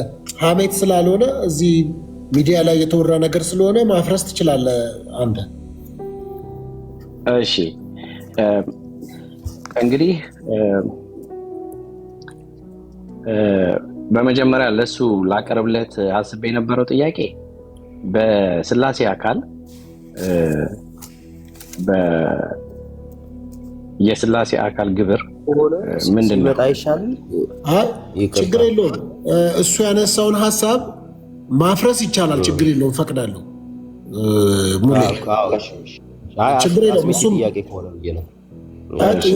ጥያቄውንም ታች ሆኖ ሊሰማ ይችላል፣ ግን ባትሪ ዘግቶበት ብዬ ነው። ግን ምንድነው እሱ ያስተማረውን ግን ሌላውን ሳይድ መናገር ይቻላል። ኦኬ እሺ፣ እኔ የተወሰነውን ልሄድና ለሌሎች ሰዎች ደግሞ ልልቀቅ። መጽሐፍ ቅዱስ ላይ እንግዲህ እኔ የስላሴ አማኝ ነኝ። አንድ አምላክ አለ። ይሄ አንድ አምላክ በሶስት ማንነት ያለ ነው ከጥንት። እነዚህ ሶስት ማንነት ግብሩ አብ፣ ወልድ፣ መንፈስ ቅዱስ ተብሎ ነው የሚጠቀሰው። ስለዚህ አብ ስንል አባትነትን ነው የሚያሳየው፣ ወልድ ስንል መወለድን ነው፣ መንፈስ ቅዱስ ደግሞ መውጣት ወይም መስረጽን የሚያሳይ ነው። ስለዚህ ስለኛ ኃጢአት ኢየሱስ ክርስቶስ ሞተልን ስንል ወልድ ሞተልን ነው የምንለው። ወይ አብ ሞተልን አለንም ወይ ደግሞ መንፈስ ቅዱስ ሞተልን አለ። ስለዚህ ወልድ ሞተልን የምንል ከሆነ ደግሞ የወልድ ወልድ መሆን ከድንግል ማርያም ከመወለድ አይጀምርም ማለት ነው። ፍሮም ዘ ቢግኒንግ ቅድመ ዓለም ላይ ወልድ ሆኖ ነው የኖረው፣ ወልድ ሆኖም ነው የሚኖረው። በስላሴ አካላት ፈንክሽን የሚያደርገው መወለድ ስለሆነ ማለት ነው። ስለዚህ እነዚህን ደግሞ ቅድም እሱ በሌላ አድርጎ ሊተረጉም እንደሞከረው የመጽሐፍ ቅዱስ ግልጽ የሆኑ ፓሴጆች አሉ። አንዱ አንደኛ ልጁ እሱ ተረከው የሚለው ዓለማትን በፈጠረበት በልጁ የሚለው እነዚህ ጥቅሶች ከድንግል ዓለማትን በፈጠረበት በልጁ የሚለው ከድንግል ማርያም ከተወለደ በኋላ ነው እንደ ዓለም የተፈጠረው አይደለም እኮ። ከድንግል ማርያም ሳይወለድ በፊት ነው ዓለም የተፈጠረው። ስለዚህ ዓለማትን በፈጠረበት በልጁ ሲል የእግዚአብሔር ልጅነትን ከድንግል ማርያም ሲወለድ ያገኘው ሳይሆን ቅድመ ዓለም ላይ ወልድ ሆኖ ግብሩ መወለድ ሆኖ የኖረ ስለሆነ ነው። ስለዚህ ለኢየሱስ ክርስቶስ የእግዚአብሔር ልጅ ስንል ዲቫይንነቱን መለኮትነቱን የሚያሳይ ሲሆን ለኔ ደግሞ የእግዚአብሔር ልጅ ነኝ ስል ኢየሱስ ክርስቶስን ስለ ኃጢአትና በደሌ ስለኔ በመስቀል ሞቷል ብዬ በማመኔ በእግዚአብሔር የተሰጠኝ የጸጋ ልጅነት ነው ማለት ነው። በዚህ ምክንያት በእኔ እግዚአብሔር ልጅነትና በኢየሱስ ክርስቶስ የእግዚአብሔር ልጅነት መካከል ትልቅ ልዩነት አለ ማለት ነው። መጽሐፍ ቅዱስ የእግዚአብሔር ልጅ እያለ ኢየሱስን ሜንሽን ሲያደርገው መለኮት እያለው ነው፣ ወልድ እያለው ነው እንጂ ልክ እንደኔ ኢየሱስ ክርስቶስን አምኜ ያመኑትም የእግዚአብሔር ልጆች የሆኑ ዘንድ ስልጣን ተሰጣቸው በሚለው ቃል አይነት ኢየሱስ ክርስቶስ ልክ በእኔ ልክ ነው ልጅ የሆነው የሚል መጽሐፍ ቅዱስ ማስረጃ የለም ማለት ነው። አንዱ ይሄ ነው። ሌላው ሌሎችም እንዳለ ሌሎችም ሰዎች ሁሉ የእግዚአብሔር ልጆች ናቸው የሚለውም ኮንሰፕት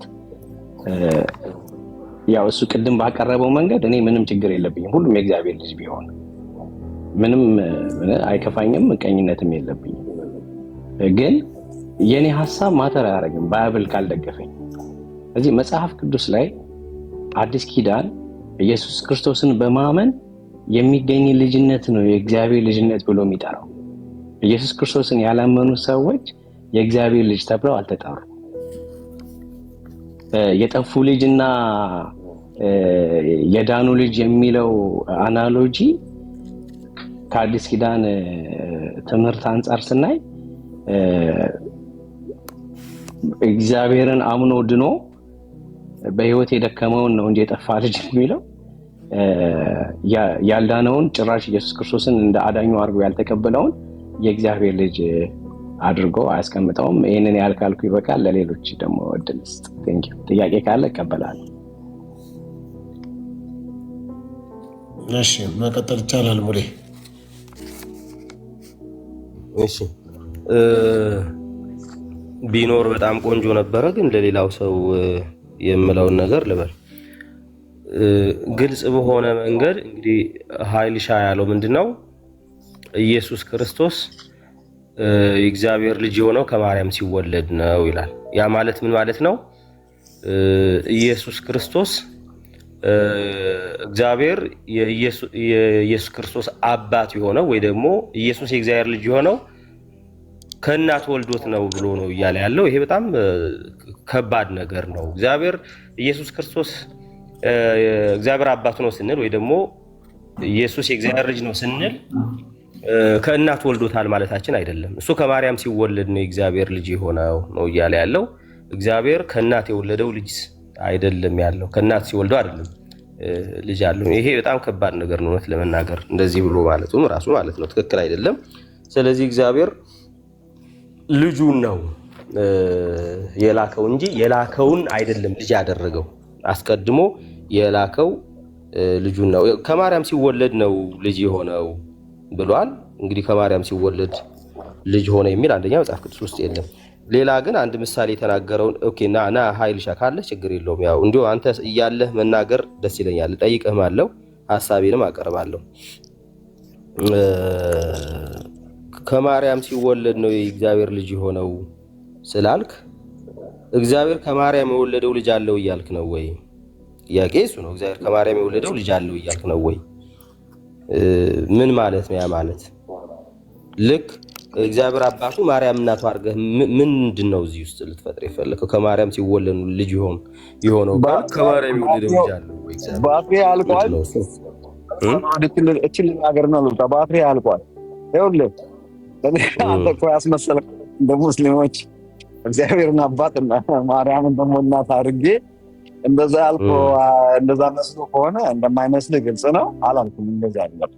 ከድንግል ማርያም ሲወለድ ነው ልጅ የሆነው ያልኩት እኔ ስጋ ለባሽ ሲሆን ነው እግዚአብሔር ልጅ የሆነው እያልኩ ነው እንጂ እግዚአብሔርን አባት ማርያምን እናት አድርጌ ልክኛ አባትና እናት እንዳለን ልክ እና ባልና ሚስት አድርጌ ለማቅረብ እንደዛ አድርገህ ባታየው ደስ ይለኛል። ሙለት አቀመመ እንዴ አንተ እሺ፣ አይ ቆይ እግዚአብሔር የላከው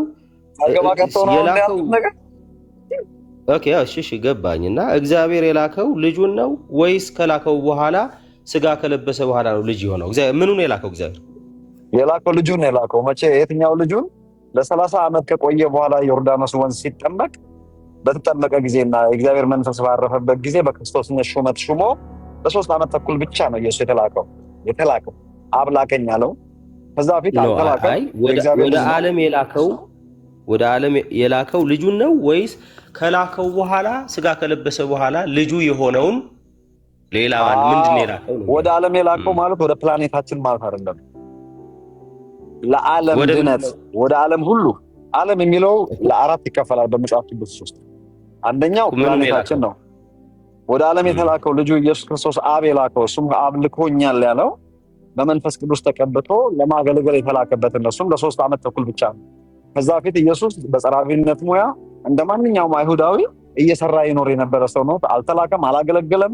የተላከው በመንፈስ ቅዱስ ተቀብቶ በክርስቶስነት ሹመት ተሹሞ በክርስቶስነት ጥሪ ለ3 ዓመት ተኩል አገልግሏል። ተልኮ የተቀበለው ወይም ደግሞ መልእክተኛ የሆነው ኢየሱስ ክርስቶስ እግዚአብሔር ምኑ ነበረ? የእግዚአብሔር ልጅ ብቻ ነው። የእግዚአብሔር ክርስቶስ ለክርስቶስነት ጥሪ ቢወለድም የእግዚአብሔር ልጅ ብቻ ነበር። ለክርስቶስነት ነው የተወለደው። ሲወለድም ጀምሮ ክርስቶስነቱን የተሾመውና የተቀባው ይህ ነገር ነበረ። ከመላኩ ለ30 ዓመት ሙሉ ከተወለደበት ሰዓት ጀምሮ የእግዚአብሔር ልጅ ነው። ልክ 30ኛ ዓመቱ ሲደርስ አለ ዮርዳኖስ ተጠመቀው። የተጠመቀ ጊዜ ከመላኩ በፊት እያልኩ ያሉት ከመወለዱ በፊት ልጅ ነበረ ወይ? አይደለም፣ የእግዚአብሔር አባታችን ነው። ምን አባታችን ነው? አባታችን ነው። መገኛችን አባት የሚለው ቋንቋ መገኛ ማለት ነው። እሱን ያስገኘው ፈጠረን ኢየሱስ ነው እያልኩ ያሉት። ከመላኩ በፊት ቃል ለአብ ምኑ ነበረ?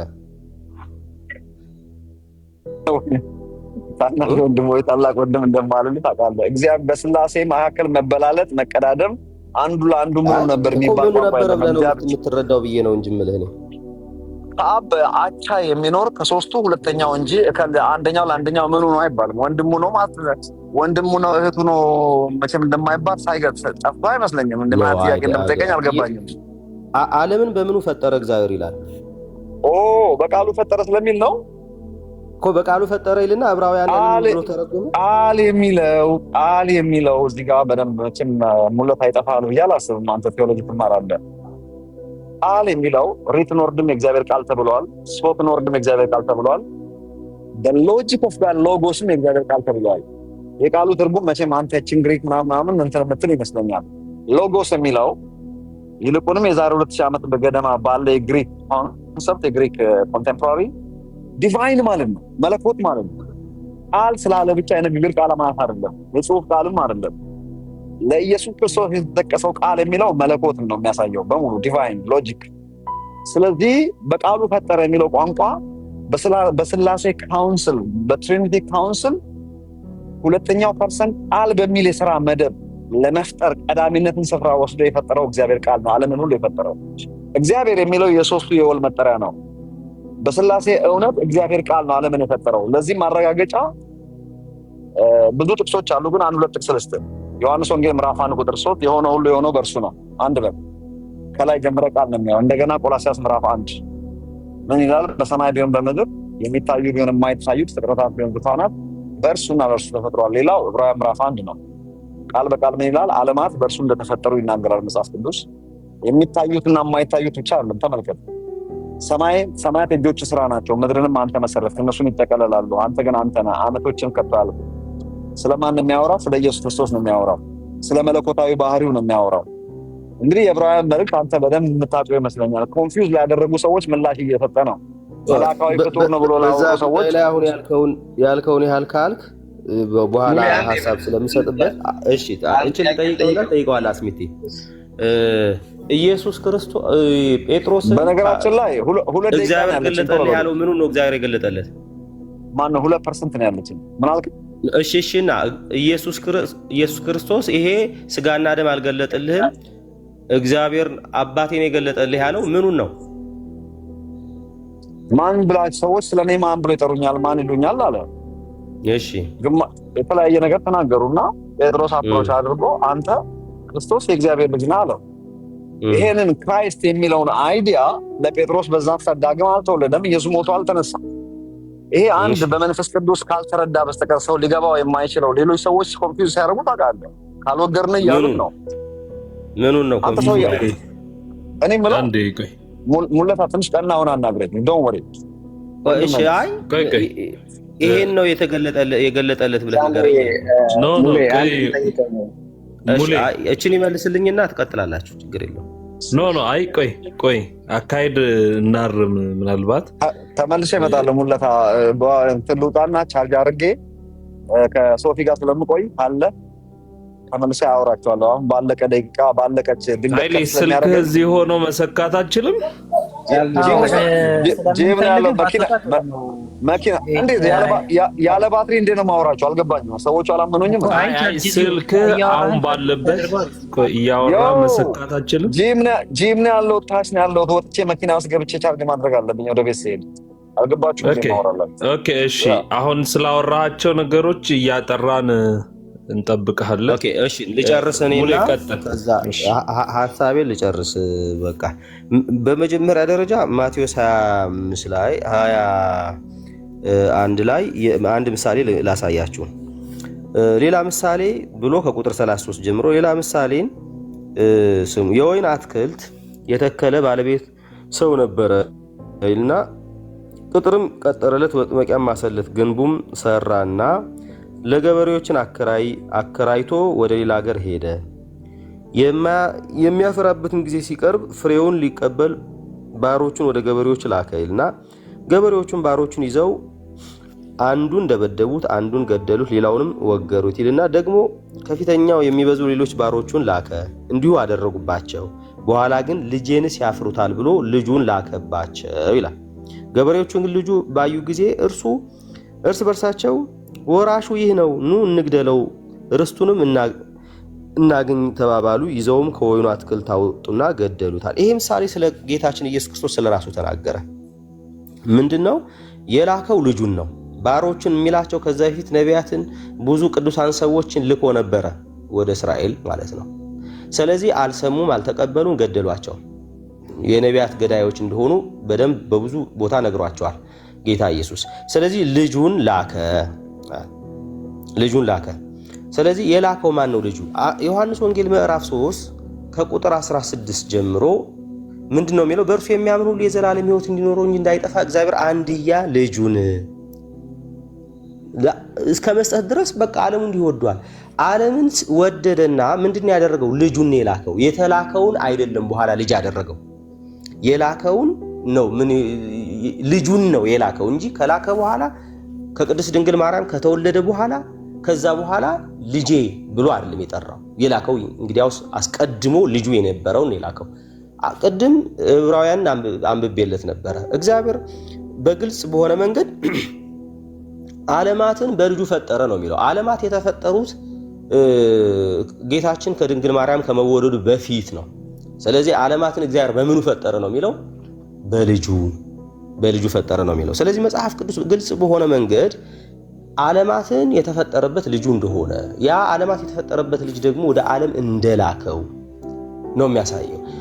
ሌላው ዋነኛው ትልቁ ስህተት ኢየሱስ ክርስቶስ የእግዚአብሔር ልጅ የሆነው ከቅድስት ድንግል ማርያም ከመወለዱ በኋላ ነው ብሎ ማመን እና ሰው ብቻ ነው ብሎ ማመን ማለት በቃ ይሄ ለሰውነቱ ነው ለሰውነቱ ነው የእግዚአብሔር ልጅ ያለው እንጂ መለኮታዊ ማንነቱ አይደለም ተብሎ ከተረዳ እንግዲያውስ የኛ ድህነት ኢየሱስ የእግዚአብሔር ልጅ ነው ብሎ ማመናችን ነው።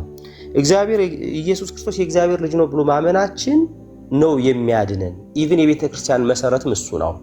ቤተ ክርስቲያንም በዚህ አለትነት ነው የተተከለችው። ስለዚህ ኢየሱስ የእግዚአብሔር ልጅ ነው ማለት ኢየሱስ ሰው ነው ማለት ከሆነ አይዴንቲካል ከሆነ ከዚህ ሐሳብ ኢየሱስ ሰው ነውማ ሙስሊሙም ኢየሱስ ሰው ነው ይላል። እነሱም ሰው መሆኑን አልካዱም። ባይዘወይ እስራኤላውያኖቹም አይሁዶቹም ሰው መሆኑን ኢየሱስ አልካዱም አስተሮን። ስለዚህ የአብ መገለጥም ሊሆን አይችልም። የኢየሱስ ክርስቶስ ሰውነትን ማንም ያየው ሁሉ የሚያውቀው ነው። ለዚህ ምን አያስፈልገው? መገለጥም አያስፈልገው። በግልጽ ግን ለጴጥሮስ ስጋና ደም አልገለጠልህም ያለው የእግዚአብሔር ልጅ ነህ ስላለው ነው። የእግዚአብሔር ልጅነትን የኢየሱስ ክርስቶስ እንዲሰቀልም ያደረገው አንድ ነገር መሰቀሉ በእግዚአብሔር አስቀድሞ የተወሰነ ለዚህ ዓላማ የመጣ ቢሆንም ጌታ ኢየሱስ ነገር ግን የእግዚአብሔር ልጅ ነህ ሲል አይሁዶቹ የመጀመሪያ ሰሚዎቹ ጌታ ኢየሱስ ሲያወራ የነበሩ ሰዎች ሲሰሙት ልጅ ነኝ ሲል ከእግዚአብሔር ጋር እኩል ነኝ ወይም አምላክ ነኝ መለኮታዊ ባህሪ አለኝ ማለቱ እንደሆነ ተረድተው ነበር። እርሱ ሰንበትን ስለሻረ ብቻ አይደለ ሳይሆን እግዚአብሔር አባቴ ብሎ ከእግዚአብሔር ጋር ራሱን አስተካከለ ብለው ሊገሉት የፈለጉት ዮሐንስ ወንጌል ምዕራፍ 5 ላይ ማለት ነው። ስለዚህ ልጅ ነኝ ሲል እሱ እግዚአብሔር አባቴ ነው ሲል ሰው ነኝ ማለቱ አልነበረም፣ አምላክ ነኝ ማለቱ ነበረ። ይሄንን ደግሞ በትክክል እነሱ ይረዱት ነበር። አይሁዶቹ ይሄንን ስለተረዱ ነበር ሊገሉትም የፈለጉት። እሱ ደግሞ ይሄንን ማስተባበያም አልሰጠም። አይ እኔ ልጅ ነኝ ስል ከእግዚአብሔር ጋር እኩል ነኝ ወይ ደግሞ መለኮታዊ ባህሪ አለኝ ማለት የኔ ልጅ ሰው እንደሆነ ሁሉ የአምላክ ልጅ የእግዚአብሔር ልጅ ደግሞ ባህሪዎቱን ነው የሚያሳየው። እግዚአብሔር ነው እግዚአብሔር ነኝ ያለው ከእግዚአብሔር ጋር እኩል ነኝ ያለው። ስለዚህ ያ ባይሆን ኑሮ እነሱ በተሳሳተ መንገድ ተረድተውት ከሆነ አይ እንደዛ ለማለት ፈልጌ አይደለም ብሎ ማስተካከያ መስጠት ነበረበት። አላደረገም። አባቴ ነው እግዚአብሔር ሲል ምን እያለ ነው? እኔ እግዚአብሔር ነኝ የእግዚአብሔር ልጅ ነኝ ሲል እኔ መለኮት ነኝ ማለቱ ነው። ይሄንን ስለተረዱ ነው እነሱም መጨረሻ ላይ እንኳን ሲጠይቁት አንተ የብሩኩ ልጅ ነህ ወይ ሲባል አዎ እንዳላችሁት ነው ሲል ልብሳቸውን የቀደዱት ኦልሬዲ እንዴት ራሱን ከእግዚአብሔር ጋር እኩል አደረገ? እግዚአብሔርን ተሳድቧል። ስለዚህ መገደል አለበት በሕጋችን መሰረት ብለው በግልጽ የተናገሩት ማለት። ስለዚህ ኢየሱስ ክርስቶስ ዘላለማዊ የእግዚአብሔር ልጅ ነው። ምን ማለት ነው? ልጅ ነው ስንል ባይዘው ሰው ነው ማለታችንም አይደለም። ልጅ ነው ስንል ልጅ ነው ማለታችን ኦልሬዲ አምላክ ነው ወይም ደግሞ መለኮት ነው መለኮታዊ ባህሪን ያለው ነው ማለታችን ነው እንጂ ያ አይደለም። ስለዚህ እንደዛ እኛ ኢየሱስ የእግዚአብሔር ልጅ ብለን ስንል እያመን ያለነው ኢየሱስ አምላክ ነው ማለታችን ነው። አይሁድም የተረዱት እንደዛ ነው። ከዛ ባለፈ ኢየሱስ ልጅ ነው ማለት ኢየሱስ ሰው ነው ማለት ከሆነ ኢየሱስ ሰው ነው ብሎ ማንም ያምናል። በዚህ ጉዳይ ላይ ቡድሃውም፣ ሂንዱይዝም፣ ሽንቶይዝም፣ ሙስሊም ምንም የትኛውም ቤተ እምነት ኢየሱስ ሰው እንደሆነ ያምናል። ስለዚህ ኢየሱስ የእግዚአብሔር ልጅ እንደሆነ ግን አያምንም። ሙስሊም አሁን ኢየሱስ ሰው ነው አዎ ያምናል፣ ግን የእግዚአብሔር ልጅ ነው ብትለው አያምንም። ስለዚህ ሰው ነው ብሎ ማመኑ የእግዚአብሔር ልጅ ነው ብሎ እያመን እንደሆነ ተደርጎ ከተቆጠረ ታዲያ ይድናል።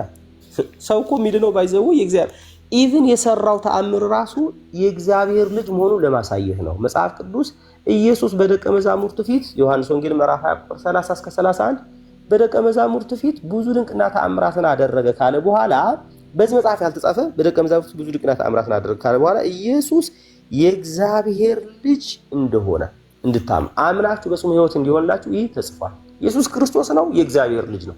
ስለዚህ ተአምራቱንም የሚያሳዩ የእግዚአብሔር ልጅ መሆኑን ነው የእግዚአብሔር ልጅ መሆኑን። ስለዚህ የእግዚአብሔር ልጅ ማለት ለኛ በሥላሴ ለምናምን ሰዎች ወልድ ወይም ደግሞ መለኮታዊ ማንነት ያለው አካል ነው ማለታችን ነው። ስለዚህ ሌላ ፐርሰን ከአብ የተለየ ሌላ አካል ደግሞ ግን በባህሪ ግን ከአብ ጋር የተስተካከለ ኮኢተርናል ኮኢኳል የሆነ ማንነት ያለው አካል ነው እያልን። ስለዚህ ልጅ ነው ስንል አምላክ ነው ማለታችን ነው። አለቀ። ልጅ ነው ስንል ሰው ነው ማለታችን ግን አይደለም። ሰው ነው ኢየሱስ ክርስቶስ ኦፍ ኮርስ፣ ግን ሰውነቱን ለማጠየቅ ልጅ ነው የሚለውን ነገር አንጠቀምም እና ይህንን በትክክል መረዳት ያስፈልጋል ማለት ነው እንጂ የእኛ ልጅነት እኩል ነው ከእሱ ልጅነት ጋር ምናምን ካለን ለምን ልጅ ነኝ ሲባል ያን ያህል ታዲያ ያስቆጣቸዋል። እነሱ ሰው ነኝ እያለ ከሆነ ሰውነቱን ማመች ካዱ እነሱ አልካዱ።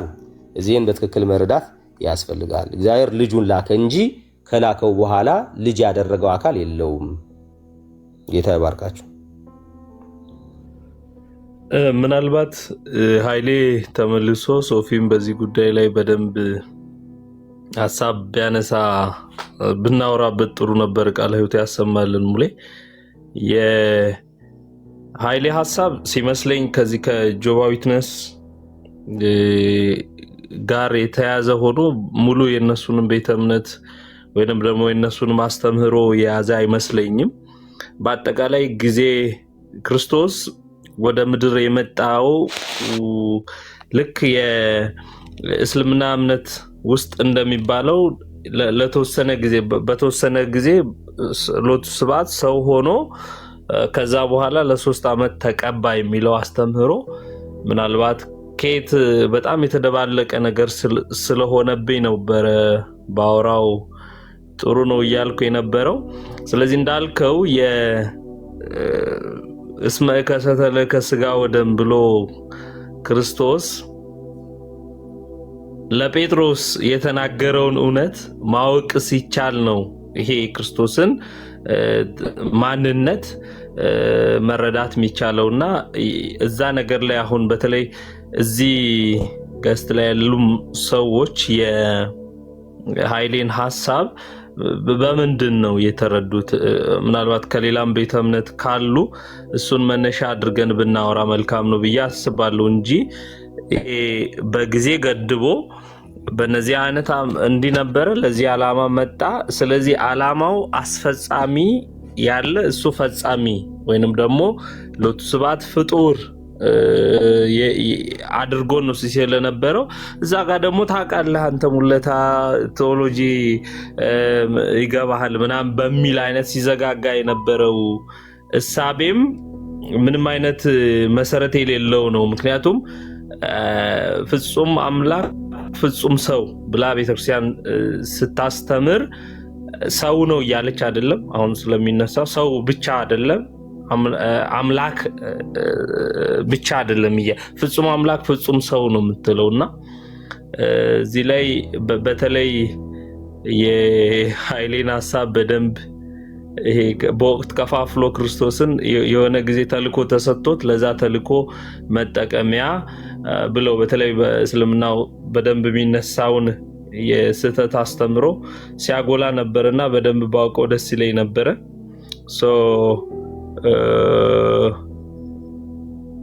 ቢመለስ ጥሩ ነው። እኔም ቆያለሁ ብዬ አስባለሁ ሌሎች ሰዎች ሐሳብ ቢሰጡበት።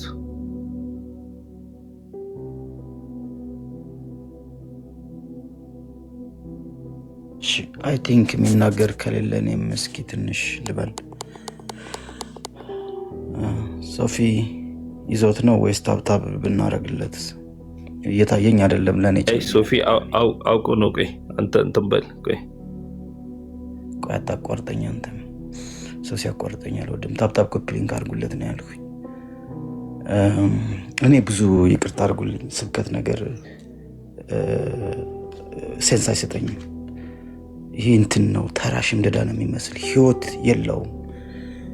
ዝም ብሎ የዲስኩር ነገር አይመቸኝም። በተለይ ሰባኪ የሚባለው አካል መጣል ተቀንጠስ እንደዚህ በል ምናምን እያስፈራራ ስነ ምግባር የላቸውም። ብዙዎቹን ይዋቸው ማስፈራራት ነው። የለም እንደዚህ አይነት ኦርቶዶክሳዊም ሆነ ክርስቲያናዊ ስነ ምግባር የላቸውም።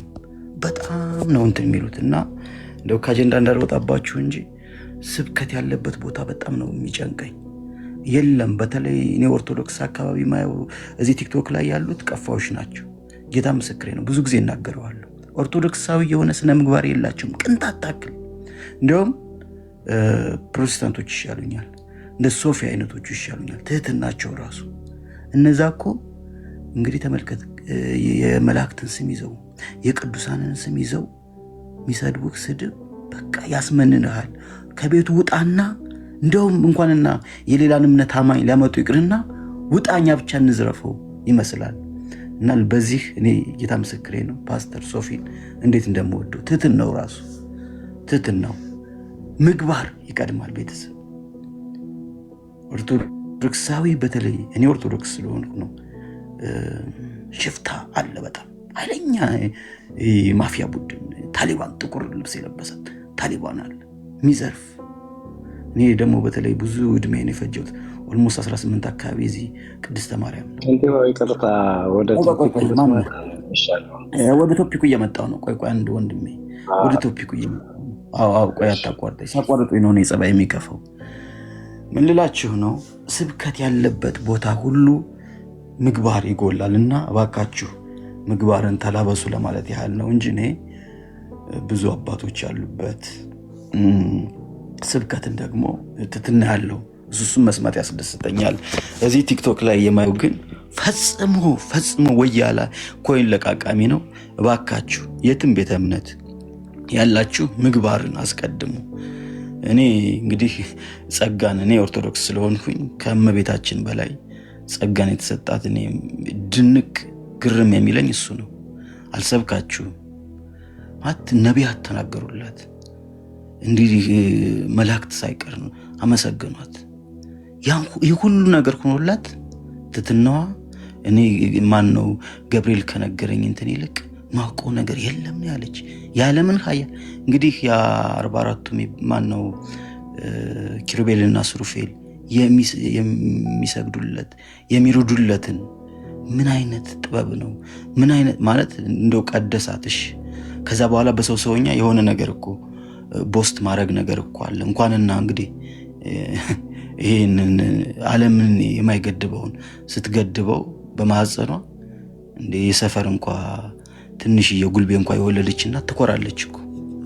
እና እንደው ይሄንን እንደሱ አይነት ትህትና እንደው ብንማር ከሁሉም ድንቅ ጥበብ የሚለኝ ይህም ስለሆነ እንደው ሰባኪያን ከሌላም ቤተ እምነት ያላችሁ እንደው እስኪ ለምንድነው ኦርቶዶክሶች ስለ ማርያም አብዝተው የሚናገሩት ምናምን ስትል በሰው ሰውኛ ይሄ ሁሉ ነገር እያላት እንደው ድንቅ ይለኛል። መላእክትም እኮ ኦልሬዲ ተፈጠሩ። እንደውም እኮ ምንድነው ሻሞላ ምንድነው የሚባል ሰይፍ እስከመማዘዝ የደረሱት በእንትን ምክንያት ነው። እነሱ እንኳ ኃጢአት የለባቸው የሚባሉት፣ እቺ ግን ከነዛም ሁሉ ነው የምትበልጠው። እና ቆም ብለን ብናስብ ለማለት ነው። ኦርቶዶክስ እኔ ብዙም ስብከት ምናምን አትዩዋቸው። በተለይ ኦርቶዶክስ ነን የሚሉ እንትን እዚህ ጋር ያሉ መንደር ሰባኪያን ምናምን ፍጹም ትትና የሌላቸውን እነሱ የሚሰድቧችሁ ስድብ በቃ በጣም ቆርጦ ነው የሚጥል። ጭራሽ እንደ መላእክትን ያክል ነገር ይዘው ከታች ሰይፍ የያዙ እንትኖች አሉ፣ ሞዴሬተሮች አሉ። አንድ ቃል ተናገሩ። ይኸው እዚህ ቤት አሁን ብዙ ነገር ይባላል። ሞዴሬተሮች ራሱ ስርዓት አላቸው፣ ማንንም አይመውቱም። እነዛ ጋር እኮ ብትሄዱ እንግዲህ ታላቁን መልአክ ቅዱስ ሚካኤልን ይዞ የሚሰድብህ ስድብ ጌታ ምስክሬ ነው እግዚኦ ነው የሚያሰኛችሁ። እኔ እንዳልሰድብ እንግዲህ ታላቁ መልአክ ቅዱስ ሚካኤል ነው ያዘው። ስምህን እንኳን ቀይር። እኔ እኮ ረግጣ ላይ አልታማም። በጣም ነው ደስ የሚለኝ። እንጆይ ነው ማድረገው። እንደው አጉልትትና ነው የማይመቸኝ። ስፔድን ስፔድ አካፋን አካፋ ማለት እንዴት ደስ እንደሚል ስፔሻሊ ቲክቶክ ደግሞ ፕላትፎርሙ ደስ ነው የሚልህ ማለት እንትን ነፃነቱን ሰጥተዋል። ይሄ ዝም ብሎ አስመሳይነት ምናምን እንደ ሜንስትሪም ሚዲያ ዝም ብለህ ፖለቲካል ኮሬክትነስ ምናምን አትጠቀምበት። ጀዝባውን ጀዝባ ትለዋለህ። ደስ ይለኛል። እኔ ጌታን ቴክኖሎጂ በጣም እወዳለሁ። እንደዛ ባንገልጽ አስበዋል። እኔ አሁን ቴሌቪዥን አለኝ ልሰብረው ሁሉ ይችላል። ምክንያቱም ዲስኩር ነው ማየው፣ አርቲፊሻል የሆነ ነገር ነው ማየው። በቃ ሽፍተው ወሮ በለው ማለት ነው። ልብስ ተክኖ ለብሶ ቀስ ብሎ ምናምን እንትን ሲል ማለት ነው አይዋለሁ። አይ አስመሳይነት እንዴት እንደምጠላ። አስመሳይነት እጅግ ነው የሚሸክከው ቤተሰብ። እና እዚህ መንደር ያሉ ወሮ በላ ሃይማኖት የምትሏቸው ኮይን ለቃሚዎች በውስጥ እኮ ብትሄዱ እኮ ጌታ ምስክሬ ነው በውስጥ ጉዳቸውን ሲልኩልኝ እኮ እግዚኦ ነው የሚያሰኛችሁ። የሌላችሁትን ህይወት አትኑሩ እዚህ መንደር ላይ እባካችሁ። በተለይ ቤተ እምነታችንን እንትን አትብላት። በእናንተ ምክንያት ስንዱም ቤት የምትባለዋ እንትን እያለሽ ነው። እና በፈጠራችሁ አታስመስሉ። እኔ ሙሉ ታሪካችሁን ይዤላችሁ እወጣለሁ። ሙሉ ታሪካችሁን ከሞሳድ በላይ ሞሳድ ነኝ፣ ከሲአይኤ በላይ ሲአይኤ ነኝ። መረጃ ነፍንፌ ነው የምደርስበት። ዘ ሞስት ኢንቴሌክቹዋል ኤንድ ዘ ሞስት ዴንጀረስ ክሬቸር የምባለው እኔ ነኝ። ማንም ከኔ ሊሰወር አይችልም። ለዛ ነው ዘ ቢዩቲፉል ዋን ኖት የት ቦርን ያለው አርማ ዘ ሞስት ቢዩቲፉል ዋን ተወልጄላችኋለሁ ስል ብዙዎቹ ሳክስ ይመስላችኋል። የስ አይ ኖ እንደውም አንዳንዴ ዞዳክ ሳይንስ አነብ ዓለም እንዳልታሰሰች አውቆ አስሶ ያገኘዋት ዘንድ ጀሚናይ የሚባለውን ዘሞስት ኢንቴሌክቹዋል የምንባለውን መንፈስ ነን፣ ዱዋል ነን እኛ ማለት ነው። ቤተክርስቲያንም አለው ዶክተር ሮዳስም የጻፈውን አንብቤያለሁ።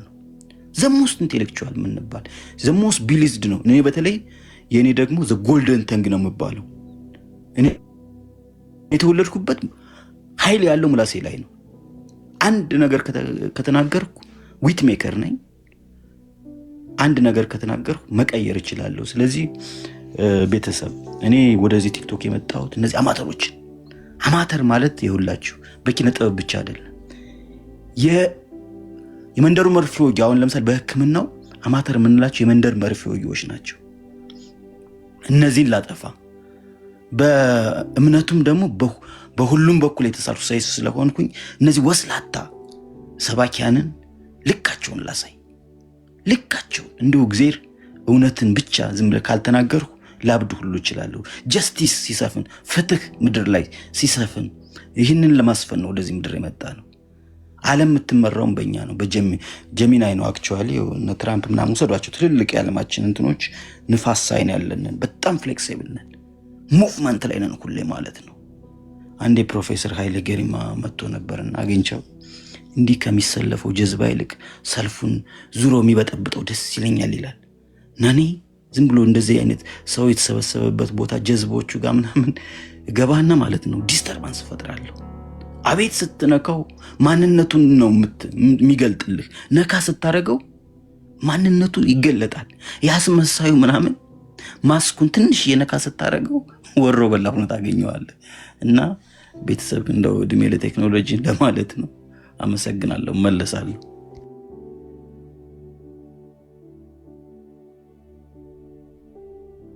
ተፈታል። ያ በልቀጥል ያ እኔ አሁን ኃይልሽ ቅድም ተናግሮት በሄደው ሀሳብ ላይ መሰረታዊ የሆነ ጥያቄ ልናነሳ የሚገባው ብዬ የማስበው በስላሴ አካል ቅድመ ዓለም የስላሴ ግብር ምንድን ነው የሚለው መመለስ ከቻልን ብቻ ነው። ሰው እሱን መመለስ ከቻልን እንደ መጽሐፍ ቅዱስ ከዛ አንጻር ብቻ ነው ልንመልሰው የምንችለው እና እዚህ ካላችሁ ወንድሞች ጥሩ የስላሴ አረዳድ እና ንባብ ካላችሁ እሱ እስከሚመጣ ድረስ 412 ሰው አለ። እንግዲህ ስላሴ ብለን ስንል አንድ አምላክ አለ። የምናመልከው አንድ አምላክ ነው። ሶስት አምላክ አናመልክም። ሶስት መለኮትም የለም። አንድ አምላክ። ይሄ አንድ አምላክ በሶስት ማንነት ወይም በሶስት አካል አለ ብለን ነው የምናምነው። ሰው በዚህ በስላሴ ካውንስል በትሪኒቲ ካውንስል ፈርስት ፐርሰን ሰከንድ ፐርሰን ኤንድ ሰርድ ፐርሰን ትሪኒቲ ፈንክሽን የሚያደርጉበት ወይም ደግሞ ግብራቸው አለ እና በምን ግብር ነው ቅድመ ዓለም ላይ የሚለውን ነገር በደንብ ትንሽ ብታብራሩ ያ መልስ ያገኛል ብዬ አስባለሁ።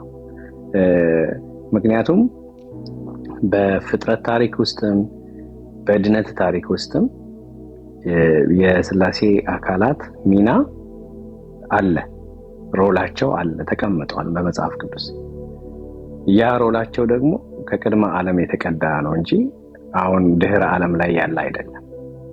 ስለዚህ ያንን የሚያስረዳን ጎበዝ ስለ ስላሴ ጥሩ ንባብ ያለው ሰው በመሃላችን ካለ እሱ እስከሚመጣ ድረስ ቢተነትንልን ከዛ ተነስተን የኃይልሽ ቅድም ወራው ነገር ከመጽሐፍ ቅዱስ አንጻር ልክ ትክክል እንደማይመጣ መረዳት እንችላለን ብዬ አስባለሁ። አመሰግናለሁ። ግብር ማለት ፈንክሽን የሚያደርጉት ግብራቸው ስራቸው ማለት ነው፣ የሚሰሩት ስራ ማለት ነው። ለምሳሌ አብ ወልድ መንፈስ ቅዱስ እንላለን አይደለ? በመስቀል ላይ የሞተልኝ መንፈስ ቅዱስ ነው አይደለም? ወይም ደግሞ በመንፈስ ላይ የሞተልኝ እግዚአብሔር አብ ነው አይደለም? በመስቀል ላይ ስለኔ ኃጢአት ብሎ የሞተልኝ እግዚአብሔር ወልድ ነው የምለው። ያን ማለት ነው ግብር ማለት ፈንክሽን የሚያደርጉበት ስራቸው ወይም የስራ ድርሻ አልበለው ያ ነውና ከዛ አንፃር መጽሐፍ ቅዱስ ስለሚያስቀምጠው ነው።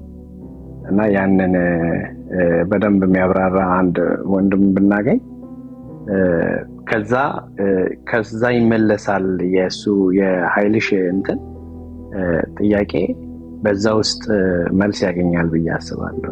ወይም ደግሞ የሱ ትምህርት በዛ ውስጥ እንትን ያገኛል ብዬ አስባለሁ። እና ሄዱበት። ቴንኪው ስለሰጣችሁ። እንግዲህ ሙሌ ትቀጥል።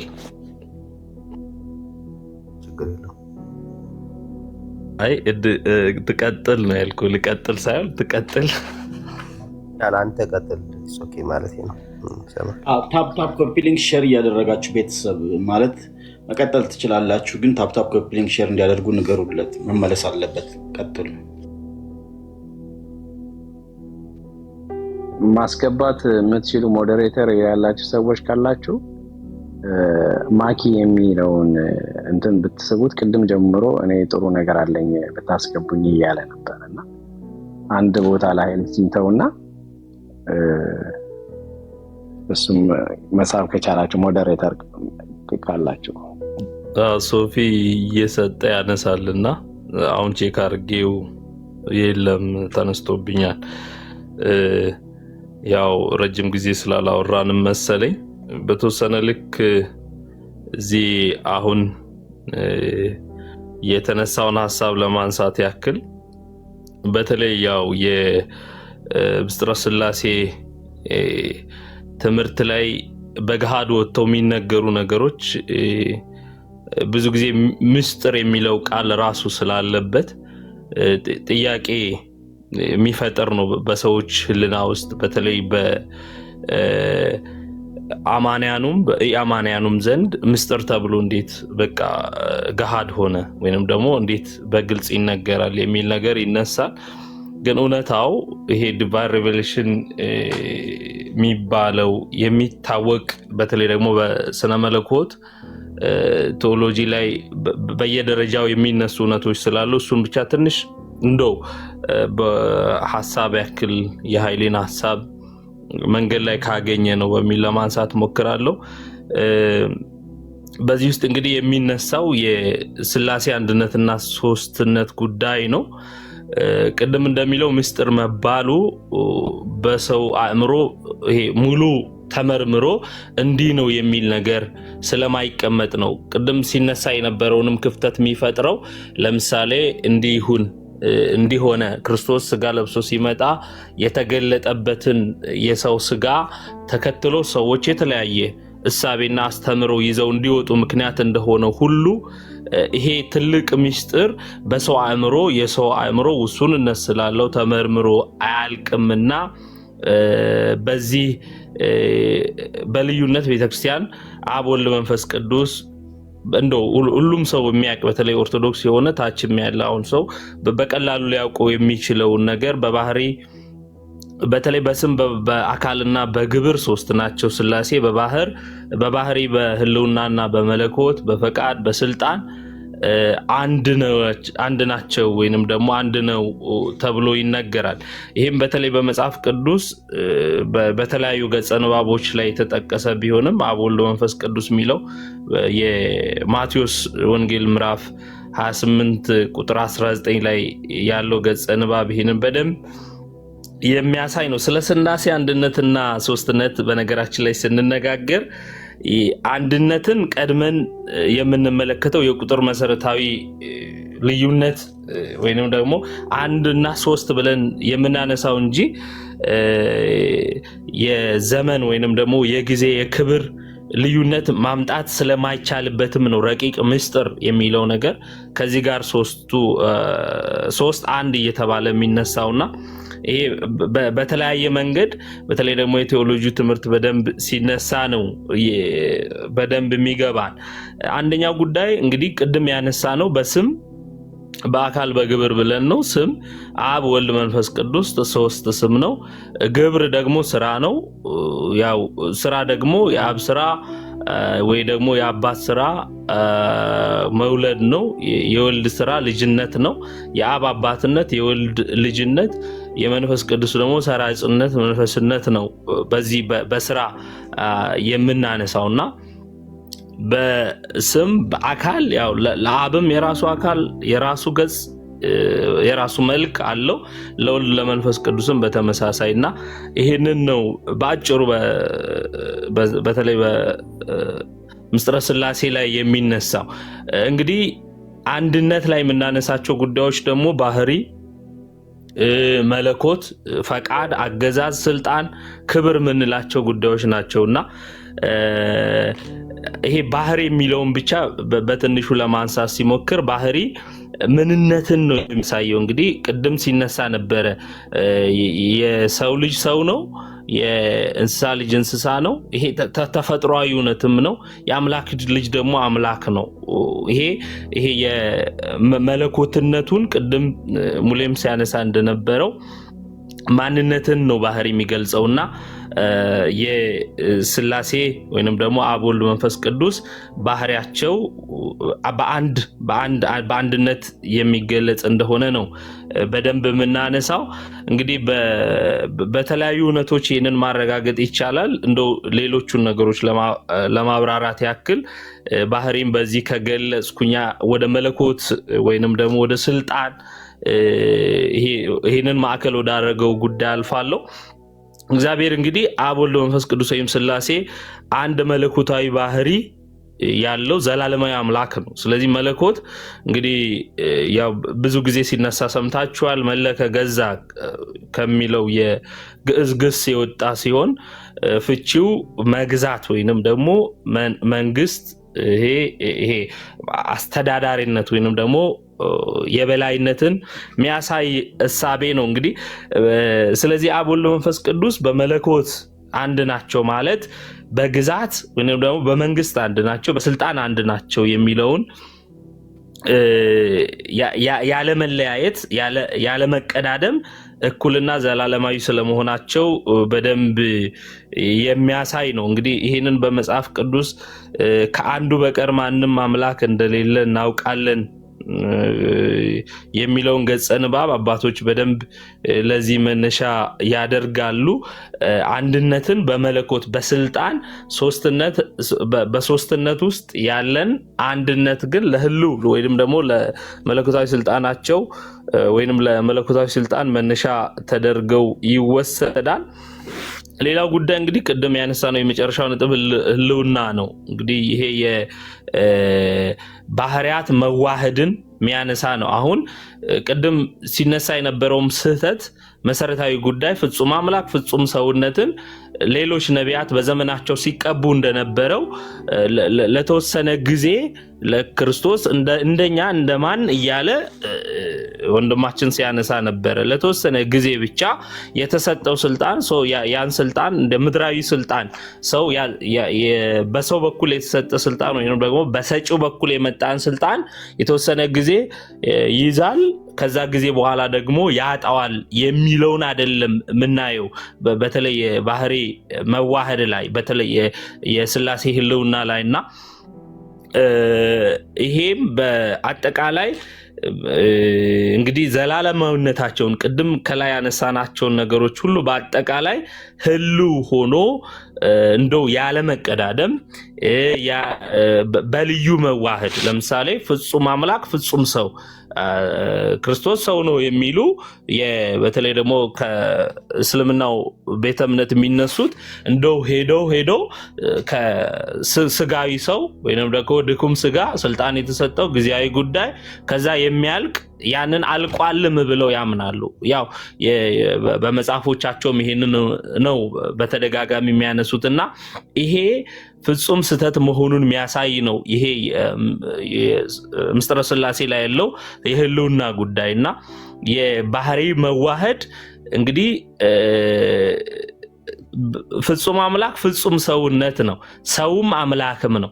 ስለዚህ የባህሪን መዋህድ ይህንን መለኮታዊ ምስጢር መሆኑን ሲያዝ ነው በዋናነት ይሄ ጉዳይ የህልውና ወይንም ደግሞ የህልው ጉዳይ ተደርጎ የሚነሳውና በተለይ ቅድም ኃይሌ ሲያነሳ የነበረውን ጉዳይ በልዩነት ለማየት ምናልባት የሱን መምጣት የሱን አይነት ሐሳብ ያላቸውንም ሰዎች መምጣት በደንብ ማወቅ ይፈልጋልና እዚህ ጉዳይ ላይ ምናልባት ልክ እየሄድኩ ከሆነ ቀጥላለሁ።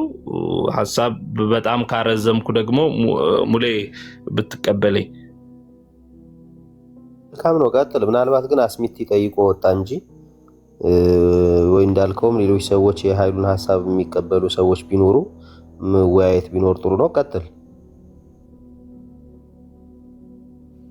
እሺ መልካም። እንግዲህ ዋናውና ትልቁ ነገር በተለይ እዚህ በልዩነት ደግሞ ቅድም የኃይሌን ቤተ እምነት እኔ በደንብም አልለየሁም። ለዛም ነበር ግራ በተጋባውበት ሁኔታ ውስጥ ሳነሳ የነበረው ድንገት። ስለዚህ የኛውን ቀጥልኛ እንግዲህ የሶስትነት ጉዳይ እዚሁ አጠር ተደርጎ ይነሳል። ቅድም አንስቻለሁ። በተለይ ደግሞ ከግብር አንጻር በልዩነት በመጽሐፍ ቅዱስ የተወሰኑ ጥቅሶችን ለማንሳት እንሞክር። እንግዲህ የአብ ግብሩ መውለድና ማስረጽ ሲሆን የወልድ ግብሩ በምስጢረ ሥላሴ የሚነሳው መወለድ ነው። የመንፈስ ቅዱስ ግብሩ ደግሞ መስረጽ ነው። ስለዚህ አብ ወላዲ፣ ወልድ ተወላዲ፣ መንፈስ ቅዱስ ሰራጺ ብላ ቤተክርስቲያን ስታስተምር እነዚህ ግብሮች የአካላት ልዩነት እርስ በርስ ስለመኖሩ ወይም ደግሞ የግብር ልዩነት የተለየ ስለመሆኑ ማሳያ ነው እና አብ አባት ነው፣ ወልድ ልጅ ነው ቅድም እንዳልነው። መንፈስ ቅዱስ ደግሞ ከአብ ብቻ የሰረጸ ሰራጺ ነው። ይህንን በተለይ በዮሐንስ ወንጌል ምዕራፍ 14 ላይ ቁጥር 26 ላይ በደንብ የሚነሳ ነው። በሌሎች የቤተክርስቲያን አዋልድ መጽሐፍም በደንብ የሚነሳ ነው። የመጽሐፍ ቅዱሱን ክፍል በተለይ ያው አብዛኞቻችን ማየት የምንችለው ስለሆነ ማየት እንችላለን። ሌላው የአካል ጉዳይ ነው። እንግዲህ ቅድም በደንብ አንስቻለሁ። በተለይ ለአብ ገጽ ይሄ ልዩነት የሚፈጥረው ያ የማይታየው በአካል ያልተገለጠ እኛ የማናየው አካል በተለይ ደግሞ ክርስቶስን ብቻ ለበርካታ ቤተ እምነቶች መነሻ የሆነው የክርስቶስ ስጋ ለብሶ መምጣትና የሰው ልጆችን ከኃጢአት ማዳኑን ስለሆነ በብዛት ሁሉም ሃይማኖቶች ይሄንን ሃይፖቴሲስ ስለሆነ በደንብ መነሻ አድርገው የሚያነሱትና የአብን ፍጹም አካል፣ ፍጹም መልክ፣ ፍጹም ገጽ የለውም ብለው ሊያነሱ የሚሞክሩ አሁን የኃይሌ ሐሳብ እንደው ዲፋሜሽን ባይሆንም ወደዛ የሚሄድ ያ ከህቡ ወይንም ደግሞ ከህልው የማይታይ አምላክ ተልኮ ተቀብሎ መጣ። እንደው ቀራጺ ሆኖ በዚህ ዘመን ሰራ። 3 ዓመት ገደብ ተሰጠው። ልክ እንደ መንግስት መርጦ ሰው የተወሰነ ጊዜ እንደሚሰጠው አይነት ሐሳብ ሲያነሳ ነበርና ይሄ ግን ፍጹም ከቤተክርስቲያን አስተምሮ አንጻር ስህተት ነው። ለአብ ፍጹም ገጽ፣ ፍጹም መልክ እና ፍጹም አካል እንዳለው ክርስቶስ በመዋዕለ ሥጋዌ ዘመን ያስተማራቸው ስራዎች በአጠቃላይ በእኔ የሚሆነው የኔ ይሄ በአብ የሚሆን ነው፣ እኔን ያየ አብን አይቷል ሲል በቃ ፍጹም አካል እንዳለው መገለጫ ነው። ዳት ሚንስ ኮምፔር ኤንድ ኮንትራስት የምናደርገው አይደለም፣ ግን የራሱ አብ የራሱ ገጽ እንዳለው ፍጹም ገጽ ፍጹም መልክ እንዳለው የቃል ትምህርቶቹ በተለይ ክርስቶስ በመዋዕለ ሥጋዌ ዘመን ያስተማራቸው በብዛት ትልቅ ማሳያዎች ናቸው። ሌላው የኩነት ጉዳይ ነው። ይሄ ምንድነው? የመገናኘት በተለይ የባህሪ ግንኙነት ጉዳይ የምስጢረ ሥላሴ ጊዜ በደንብ የሚነሳ ነው እንዳልነው። በተለይ ደግሞ መጽሐፍ ቅዱስ ላይ ዮሐንስ 14 ላይ እኔ በአብ አለው አብም በእኔ እንዳለ ሲል ሐዋርያትን ክርስቶስ በደንብ አስተምሯል። አንዱ በአንዱ ውስጥ አለ፣ ነገር ግን የተለያዩ ናቸው። ያው አንድ ነን ግን እኔ በሱ አለው ሲል የአካላትን ጉዳይ በደንብ የሚለይ ነው። በተለይ ቅድም ሲነሳ የነበረው የዮሐንስ ወንጌል ምዕራፍ አንድ ቁጥር 1 ጀምሮ ያለውም ቃል ለዚህ መለያ ነው። እንደው ቃልም በእግዚአብሔር ዘንድ ነበረ፣ እግዚአብሔር ያም ቃል እግዚአብሔር ነበረ፣ ይህም አስቀድሞ በእግዚአብሔር ዘንድ ነበረ የሚለው ዮሐንስ ትልቅ ምስጢረ ሥላሴ የተገለጸበት የሃይማኖት ትምህርት ለዚህ ሁሉ መነሻ ነው። ነገር ግን እንዴት እንደሚታይ ባላቅም በተለይ እንደዚህ አይነት እይታዎችን ለምን የተወሰነውን ብቻ ቆርጦ አውጥቶ አሁን የሚባለው አይነት ለክርስቶስ የተወሰነ ጊዜያዊ የሆነ ስልጣን ያውም ደግሞ ከአብ የተሰጠ ተልእኮ በቃ እውነታው እሱ ነው። ግን ከተልእኮ ውጭ የሚሆንበት ታይም እንዳለ አድርጎ ፍጹም የተሳሳተ ትምህርት ከኦንሊ ጂሰስም ከእስልምናም የተቀዳ አይነት ነሳ አስተውያለሁ ቅድምና ይሄ ፍጹም የተሳሳተ እንደሆነ ነው የሚገባኝ። እንደው ለማጠቃለል ያክል እንደው በፍጥረታት ታሪክ ሁሉ ስናነሳ እንደው በብሉይም በአዲሱም ኪዳን የእግዚአብሔርን ህልውና በተለይ ደግሞ እግዚአብሔርን አንድነት ሶስትነት የምናነሳው የአዲስ ኪዳኑ ጉዳይ በብሉይ ኪዳንም በደንብ የሚታወቅ ነው። እንግዲህ እንደሚታወቀው ያው የቤተክርስቲያን አንድም በደንብ ከምትናገርበት እውነት አንዱ በስነ ፍጥረት ወቅት በኦሪት ዘፍጥረት ምዕራፍ 1 ቁጥር 26 ላይ እንደው ሰውን በመልካችን እንደ ምሳሌያችን እንፍጠር የሚለው ቃል እንግዲህ ሶስትነትን አንድነትን በደንብ የሚያነሳ ነው። ያው በደንብ ገጸ ንባቡንም እውነቱንም ማየት ለሚችለው እግዚአብሔር አለ ሲል እንደው እግዚአብሔርም አለ ሲል አንድነቱን እንፍጠር ሲል ደግሞ ሶስትነቱን በደንብ ያው የብዙ ቁጥር ይሄ ቀላል ምንድነው በሎጂክ ሊታይ የሚችል እውነት ይሄ መለኮታዊ ምክር ምስጢር ምናምን ብቻ ሳይሆን በቀላሉ ሊነገር የሚችል እውነትም ስለሆነ ነው። በተለይ ከአዳም ውድቀት በኋላም እግዚአብሔር አምላክም አለ ብሎ በዘፍጥረት 3 ላይ እዛው 3:22 ላይ ነው አዳም መልካሙንና ክፉን ለማወቅ ከኛ እንደ አንዱ ሆነ ሲል ይህንን ትልቅ ምስጢር በደንብ የሚያሳይ ነው። እንግዲህ በብሉይ ኪዳኑም ዘመን በተለይ ሌሎች ምንድነው በስላሴ ምስጢር ጊዜ የሚነሳው በአምስተኛው የአዳም ዘመን ትውልድ የሚነሳው የኦሪት ዘፍጥረቱ ምዕራፍ 11 በተለይ ከኖህ ዘመን በኋላ የመጣው እውነት ይህንን ነው የሚያሳየው። ኦሪት ዘፍጥረት ምዕራፍ 11 ከቁጥር 6 ጀምሮ በደንብ ያሳያል። ንውረድ አንዱ የአንዱን ነገር እንዳይስማሙ ቋንቋቸውን እንደባልቀው የሚለውም እንግዲህ ሌላውም በጣም በርካታ ጉዳዮችን ማንሳት እንችላለን። ግን ያው እሳቤው በዚህ የቀጠለ ሲሄድ አሁንም እየጠበቅን ያለ ነው የኃይሌን መምጣት ነው። ግን ኃይሌ እስካሁን ብቅ አላለም። ይህንን ሀሳብ ምናልባት ከስር የሚጻፉ ኮመንቶችንም በደንብ እያየሁ አይደለም። ስለዚህ በእነዚህና ሌሎችም የቤተክርስቲያን እውነቱ ከአዲስ ኪዳን ጨምር የሚሉ ጽሁፎች ይታዩኛል። እሱም ብቻ እንደው ትንሽ ላንሳና የአዲስ ኪዳን ጉዳይ በልዩነት የሌለ የሚመስላቸው ሰዎችም ስላሉ እሱን ላንሳና እኔ ያጠቃላለሁ በጣም ከይቅርታ ጋር። እንግዲህ በአዲስ ኪዳን ገና ከመጀመሪያው በተለይ ደግሞ ከብስራት ጊዜው ስንጀምር መንፈስ ቅዱስ ባንቺ ላይ ይመጣል፣ የልዑል ኃይል ይጸልልሻል፣ ስለዚህ ካንቺ የሚወለደው ቅዱስ ነው የሚለው ቃል እንደው የሥላሴን ሶስትነት በግልጽ እንደሚያሳይ ነው ቤተክርስቲያናችን በደንብ የምታስተምረን። ይህ ማለት እንግዲህ መንፈስ ቅዱስ ልዑል ወይንም ደግሞ አብን እና የእግዚአብሔር ልጅ ወልድን በግልጽ የሚጠቅስ ገጽ ንባብ ነው። እንግዲህ በደንብ ለሚገባው ሰው ግን ሌሎች በቀላሉ ልንረዳው የምንችለው በጥምቀት ጊዜ የተከወነው ፍጹም ሃይማኖታዊና ምስጢረ ሥላሴ ትልቅ እውነት ነው። ይሄም በዮርዳኖስ ያው በጥምቀት ጊዜ በደንብ የምናነሳው ማለት ነው።